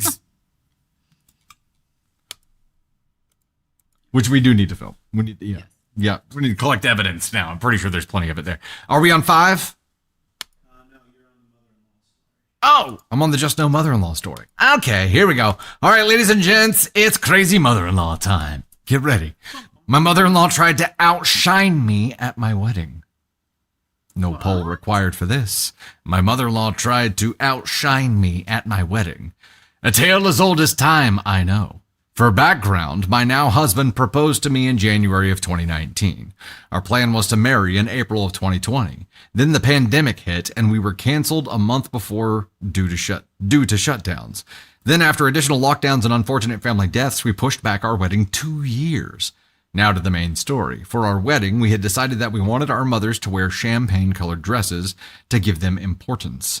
My mother found her dress a couple of months after we got engaged and was set. My mother-in-law was a completely different story. She waited out the 2 years to find a dress and said she didn't have enough time. To her credit, she went to over a dozen different stores, but she couldn't find anything because everything made her look fat, was too tight, showed her arms, didn't make her look skinny, her words. She went with her husband, my sister-in-law, also took one for the team and accompanied her to many stores. Nothing. Finally, a month and a half prior to the wedding, she goes to a bridal shop with sister-in-law, M. Now, this sister-in-law is the golden child and is an enabler to mother-in-law's shenanigans. They happen to find mother-in-law the perfect dress. They're so excited that they share with family about how great the dress is, and sister-in-law M says how mother-in-law will look better than the bride. Luckily, sister-in-law A is there. She catches a picture of the dress and sees that it's white. Of course it is. She voices her concern, but mother-in-law and sister-in-law M insist that it's the lighting in the shop. They say the dress isn't white, and the description in the magazine said champagne. Sister-in-law A texts me immediately to warn me. I am, of course, upset, but talked down. I then discuss with my husband and explain that if she wants to make a show of herself, I'm gonna let her. He's, however, irate about the situation and won't let it go. He decides to casually bring up the dress with his father. I overhear as his dad says, "Oh yeah, your mom has a great dress. She's going to outshine the bride." My husband loses it and asks if he's being serious. My father-in-law gets defensive and says, "This wedding isn't just about you. It's about your mother." This conversation prompts my husband to confront his mother to see the dress. He sees that it is white and tells her she can't wear it. She tells him that he has to see it in person to see that it's not white. He goes with her to the bridal shop, confirms that it's white, and tells her she has to order a different color. Now, I'm not present for this, but according to him, she starts crying and complaining on what he wanted her to do when she has all of this, while she takes off her dress in front of him and shows him her stomach. He says he's forever traumatized by this day. He said she can keep the dress, but to order it in a different color. She ends up ordering a different color, but is so angry about it that she didn't smile once on our wedding day. All of our wedding photos have her sour face. I can't wait to get these printed out and hung for her to see. I'd like to say this is the worst thing she did at our wedding, but that's a story for another day. How was your mother-in-law on your wedding day? Hot damn. Well, at least she did end up being able to wear the dress. Hey, you know what? I want the other stories. Hold on. I want them. Green flag, hubby. Let's give credit where it's due here. Hubby was like, no, we're not doing like this. how he- You're going to take me to the fucking store and you're going to show me the fucking dress in fucking person. And then you're going to get a new fucking dress. Why didn't she just dye it to be like champagne colored? I think they do that. She wanted it to be white. Oh, 100%. Her words and daughter-in-law's words and father-in-law's words were outshine the bride. That was her goal. So sister-in-law Yes, and dad sister-in-law. said Yeah. she was going to outshine the bride. Why would you want to outshine the bride on her wedding day? That's a thing. And That's got to be a. that's a good, you know what? I'm glad you bring that up because let's put ourselves in a mother-in-law's shoes for a moment. Like if you decide you're going to try to outshine the bride, what do you think everyone else is thinking? Because everyone else is looking at you like you're a fucking fool, right? Like you're trying to outshine the bride, which is not a good thing. It's sad. It's pathetic. It's gross. It's disgusting.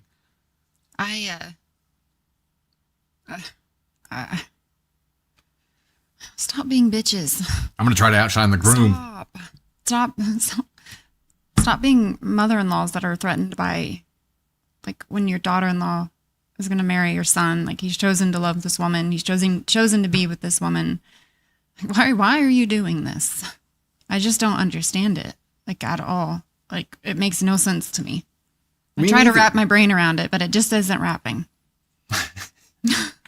There's so many things that I could say right now, but I'm not going to. My girl, they're thinking you're a twat waffle. That's accurate. Yeah. That's what people are thinking. Yeah, if I see somebody wearing, unless they were specifically asked to wear white, which I think is kind of cool when they have the guests wear black and white and the bride does a different color. Mm-hmm. But unless you're specifically asked, just don't do it. Like, just leave it for the bride or whatever. And can I wear a light blue tuxedo? Oh, like ruffle shirt to the next wedding that we go to? Just to see if I can outshine the groom. Can I do that? Yes, Austin Powers or Dumb and Dumber. I won't be going with you. I need a cane and a top hat as well. I'll need you to not draw attention to yourself in order for me to be your date. I'm going to draw attention to myself. Also, if I have to go to a wedding, I don't want anyone. What she doesn't understand is that when she's on my arm, like, we're drawing attention anyway. Right? It's happening. Insert Rob eye roll here. If you know, you know. No, just I saw this woman post that when she was going to have to, she was a boy mom and realizing that she was going to have to square up with a 16-year-old girl someday. And I was like, why? Why are you that involved? She's like, I've been taking Tybo for 4 years. So I can beat a teenager? Like, that's fucking moment. weird. That's a weird thing to say. And I mean, she was rightfully ripped apart in comments, but I'm like, that's not a no. Yeah. Stop being jealous of girls because you have sons, or like I don't know what it is. Obviously, I do not have a biological son. I have 2 bonus sons, but stop being weird about it. Now the reverse of that is that girl parents, like, we have the real fear, right? Like her thing is she's gonna have to square up with some 16-year-old girl because she's jealous about it, versus as a girl dad being like, I'm gonna have to square up with some 16-year-old kid to protect my daughters. You know, like that's a very, very different. Yeah, kind of I think approach there's there. and I think there's things on both sides that are shitty, like I don't know, like false accusations. Like those are Sure. things that would worry Oh, about yeah. with and like we have talked about that with our kids and on both like girls and boys. But yeah, I don't know. Like it's just, this is a weird thing that we keep running into. And I keep seeing, like, not even just on Reddit, but like out in the wild of social media. There's a weird stance. I say this as someone, I guess. It is a weird stance. Yeah, it's a We weird stance. even see a little bit of it in the show Hunting Wives. Yeah. All right. Let's go ahead and move on to our next story here. I'm going to get a little bit of catch up done here. Sally, dropping the paper cranes there. Thank you so much for the love. Also with the hearts beat too. Magic drop, smart. I had the son first so he can square up. There you go. There you go. That'll work up. Brady, it's been a minute since you guys have seen Brady Thunder, but he's probably every bit as tall as I am now, but he's actually like, he's going to be a big dude. He's broader shouldered than I am, and he's getting thick. He's going to be a big old dude. Yeah, there you go. He can handle it. And Caden Thunder will be there too. He's, well, you don't need height. You got it. You got it. What, you're not 4'3". What story am I heading to, Tony Spock?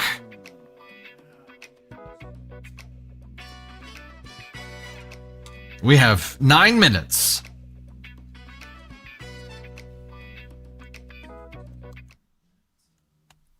Jenny with the ice cream cone. Y'all already on to a new show. She's still watching From. You watching From? Such a good show. When does the new season of From come out? Oh, gosh, dang. See you, duder. Yeah, we started Hunting Wives. We're not to the crazy part yet, but apparently it's supposed to be really, really good. It's Kate and Scrappy. Yeah, there you go. Which one is it? Okay. All right, here we go. All right. Title of this one is Am I the Astronaut for Putting My 9-year-old on a Diet and Emotionally Damaging Her? Your 9-year-old? Yeah, 9-year-old. Oh, I lost my settings. Will you start the poll, Tim? I'm at Ask on one. We'll see where it goes. We'll see where it goes.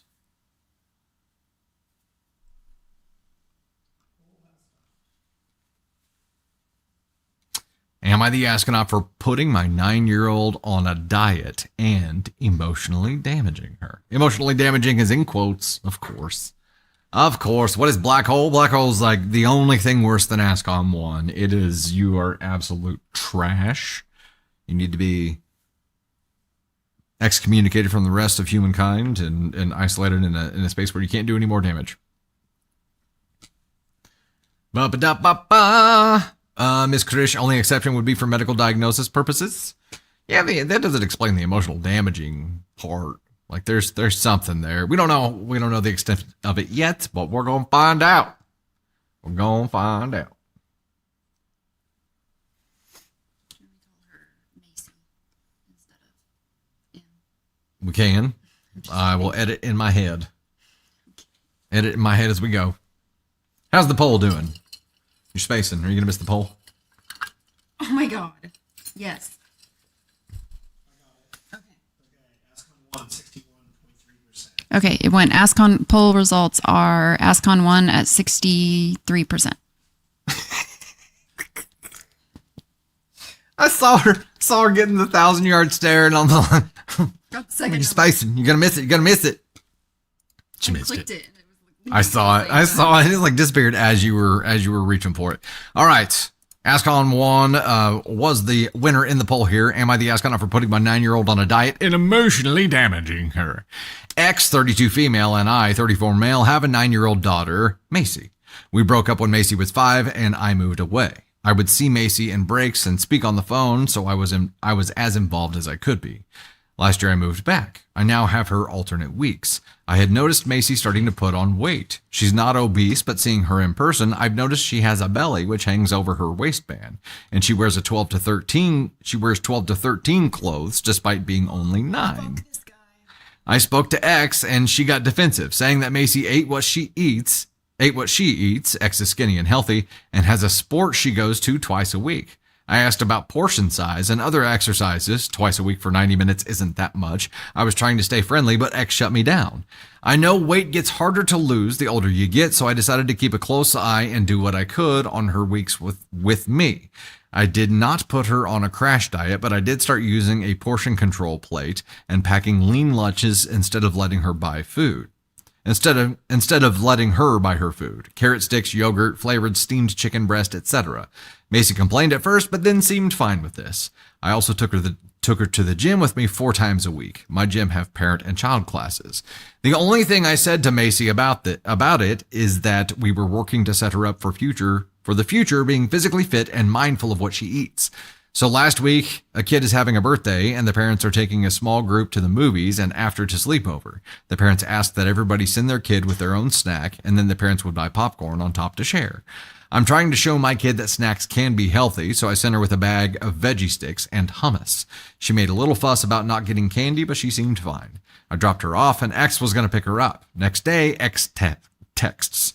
I head over and X is not happy. Macy is upset and won't look at me. Apparently, when they were sat waiting for the movie, kids started comparing snacks. Macy told the other kids that they were going to get fat and unhealthy because their parents gave them those snacks. She said she had to eat the veggies so she could lose weight, and she wasn't allowed any popcorn. I never said this. Then at their house, after they ordered pizza for the kids, Macy refused to eat anything, saying she was going to get fat. The parents called X and she came and got her.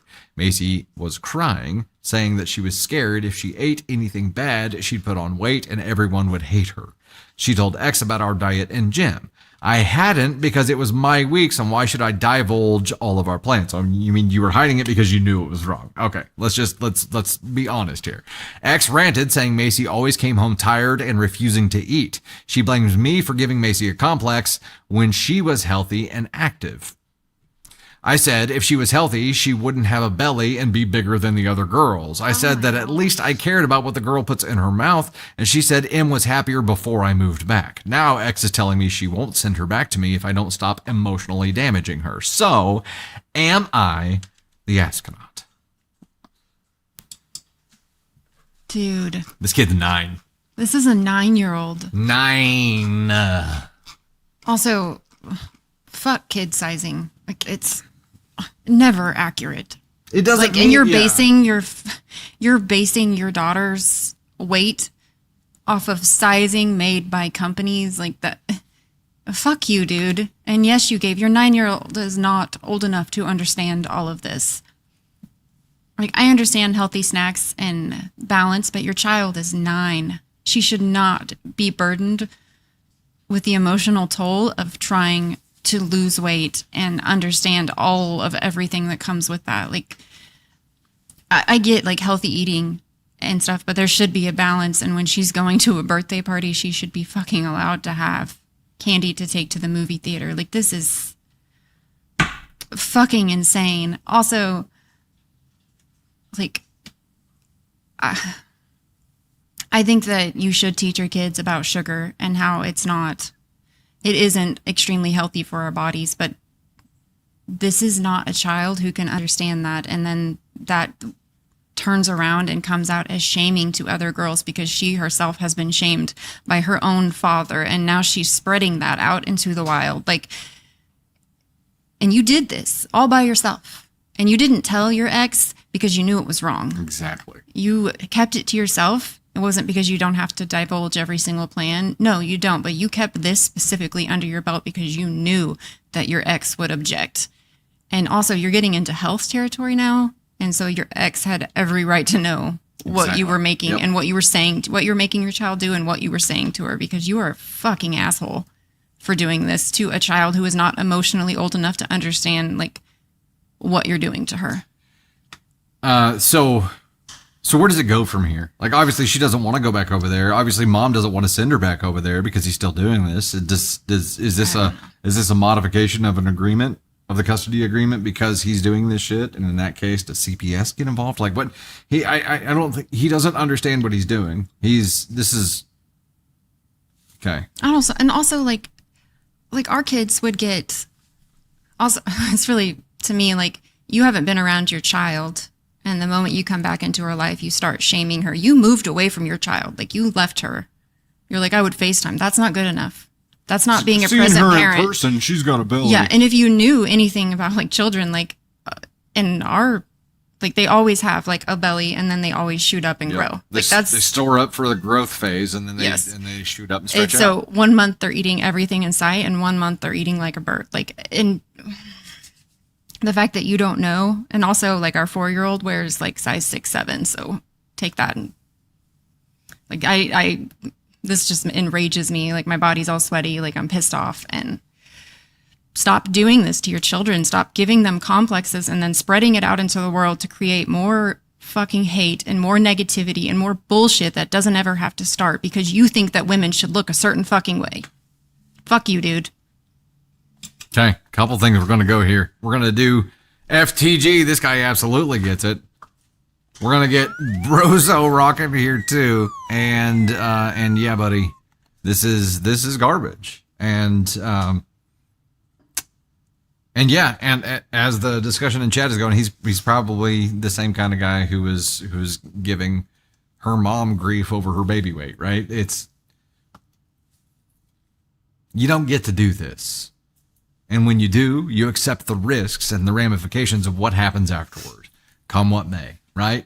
Well, now you've done a number on your 9-year-old daughter who isn't going to want to spend time with you anymore because now mom's got to take charge in undoing the damage that you have done. And part of undoing that damage is identifying that you did this damage.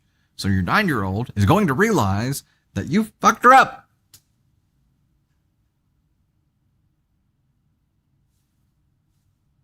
What is your goal here?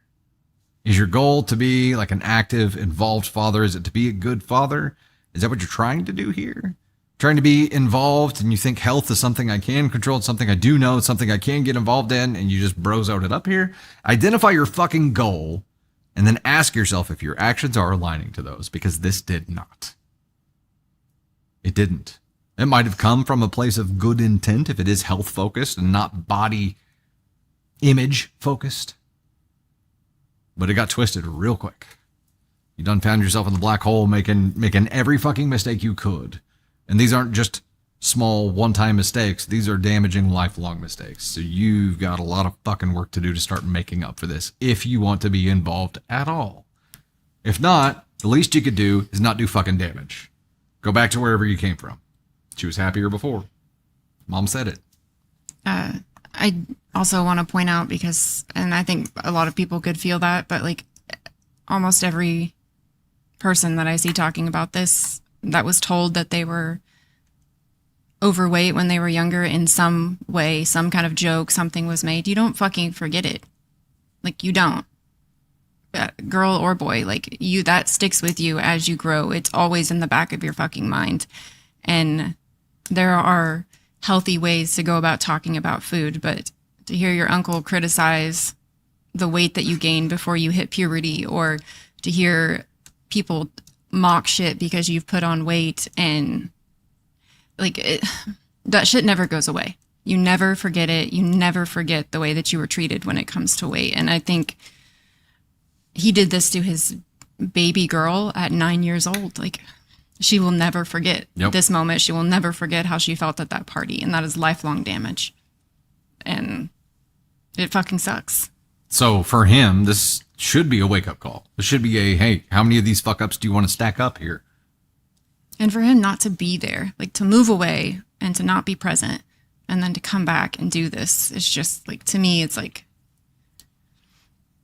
Wow. Wow. It's fucked up. Her view of a father, what a father should be, and what a, father, I was going to say husband, but no, her view of what a father should be is, well, you set the bar real fucking low here, man. Right. Real low. Or how she should be treated. Yes. Or yeah, how she deserves to be treated. Like what you're training your daughter is not healthy. It's the exact opposite of healthy. Okay, it is 5:04. We're gonna go ahead and get started. What are you gonna say? Well, I was just going to say that I've got a wild, spicy story from that. That wasn't it? Well, I feel like that was kind of, I didn't want to end it on it. Okay, whatever we're gonna do, we need to do. It's up to Candace. Oh, it's fine. Okay, go to the spicy reward story. Okay. All right. Follower submission. Tony's calling. We have an audible here. We're going a little bit long to read one of these for you. This is a spicy story. It's also a follower submission. We'll end on a wild note. Hopefully, something a little less, negative wild. We'll see. Yeah, that's a lot of confidence in that response, Tony Spark.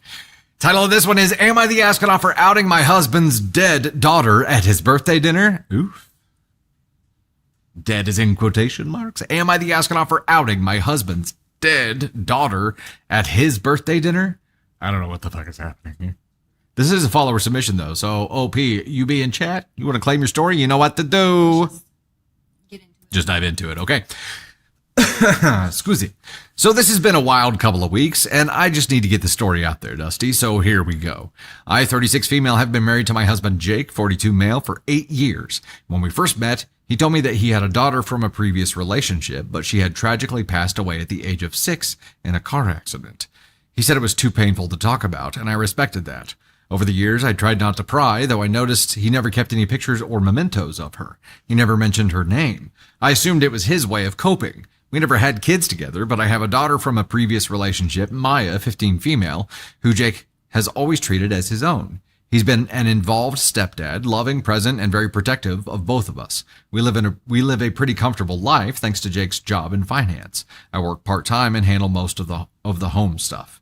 Anyway, 2 weeks ago was Jake's 43rd birthday. I threw him a nice dinner at our home with close friends and family. Everything was going well until Maya went to grab something from Jake's home office and came back looking like she had seen a ghost. She pulled me aside and said, "Mom, who is Emily?"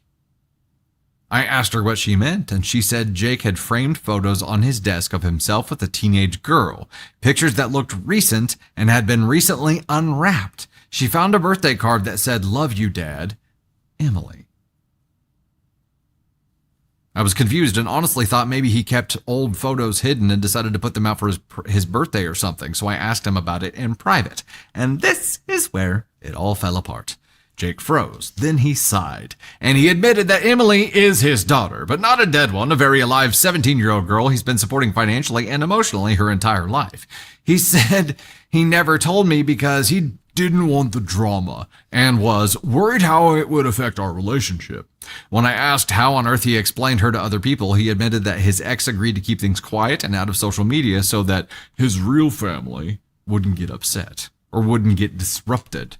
At that point, I lost it. I told him that not only was this a massive betrayal, but he lied about a dead child. He tried to gaslight me by saying he never said she died, just that it was too painful to talk about. No, sir, you literally told me she died in a car accident. Now, here's where I might be the asshole. I went back to the dinner table. Everybody was mid-cake and presents, and I just snapped, and I said, "So, just curious, how many of you know that Jake's supposedly dead daughter is actually alive and well and sending him birthday cards?" The room went silent. His mother dropped her fork. One of his friends laughed nervously, and his sister said, "Oh my God, you told her she was dead?" Turns out his whole family knew. They just thought that I knew and that it was some kind of weird blended family situation. I stormed out and took Maya with me. We've been staying at my sister's house since then. Jake has been texting and calling nonstop. He says I humiliated him on his birthday and that I blew up my relationship with Emily, who is apparently now refusing to speak to him. His mom texted me and said that I was immature and vindictive and that family secrets exist for a reason. What? That reason is to get exposed and for everyone to flip the fuck out. I get that it wasn't the best time or place, but I feel like I was married to a stranger. I don't even know what else he's lied about. Since that night, I contacted a lawyer. Turns out Jake had a separate bank account where a portion of his income, like 25%, was going directly to his ex for Emily. I had no idea. Also, he was putting away money for Emily's college, but not for Maya, the girl he's raised since she was 7. Emily didn't know about me either. She thought Jake and her mom had a private arrangement because I was unstable and didn't want him to have contact with his ex. She's devastated. Apparently, her mom is furious too and is considering cutting contact altogether. Jake is now claiming that he only lied because he loved us all so much to lose us. I'm meeting again with my divorce attorney tomorrow. So, am I the astronaut for blowing up my husband's spot and outing his... Words are hard. So, am I the astronaut for blowing up my husband's spot and outing his secret child at his birthday dinner? Damn. No. No. No. What? And I think what you could do now is you can just refer to him as having tragically passed in a car accident and pretend like he doesn't exist, but still get checks from him. You know, just like... Again, what? Like, okay, this is one of those snowball lies that like he might have panicked and said at one point and then had to stick with it, and it just snowballed into a point where he's been keeping up a charade for 8 years. And they were all just like, everyone was in on it? The family playing along. Yeah, the family playing along is like... So they all know her. They all like, I mean, this is almost like it is a second life. Like, they all had like, it's like your mother-in-law finding out that she was in on the affair type situation. Well, hold on, because the family all thought the family didn't know that he said that she was dead. They thought they didn't talk about it because OP was unstable and jealous and wanted to pretend that she didn't exist. That's what they believed.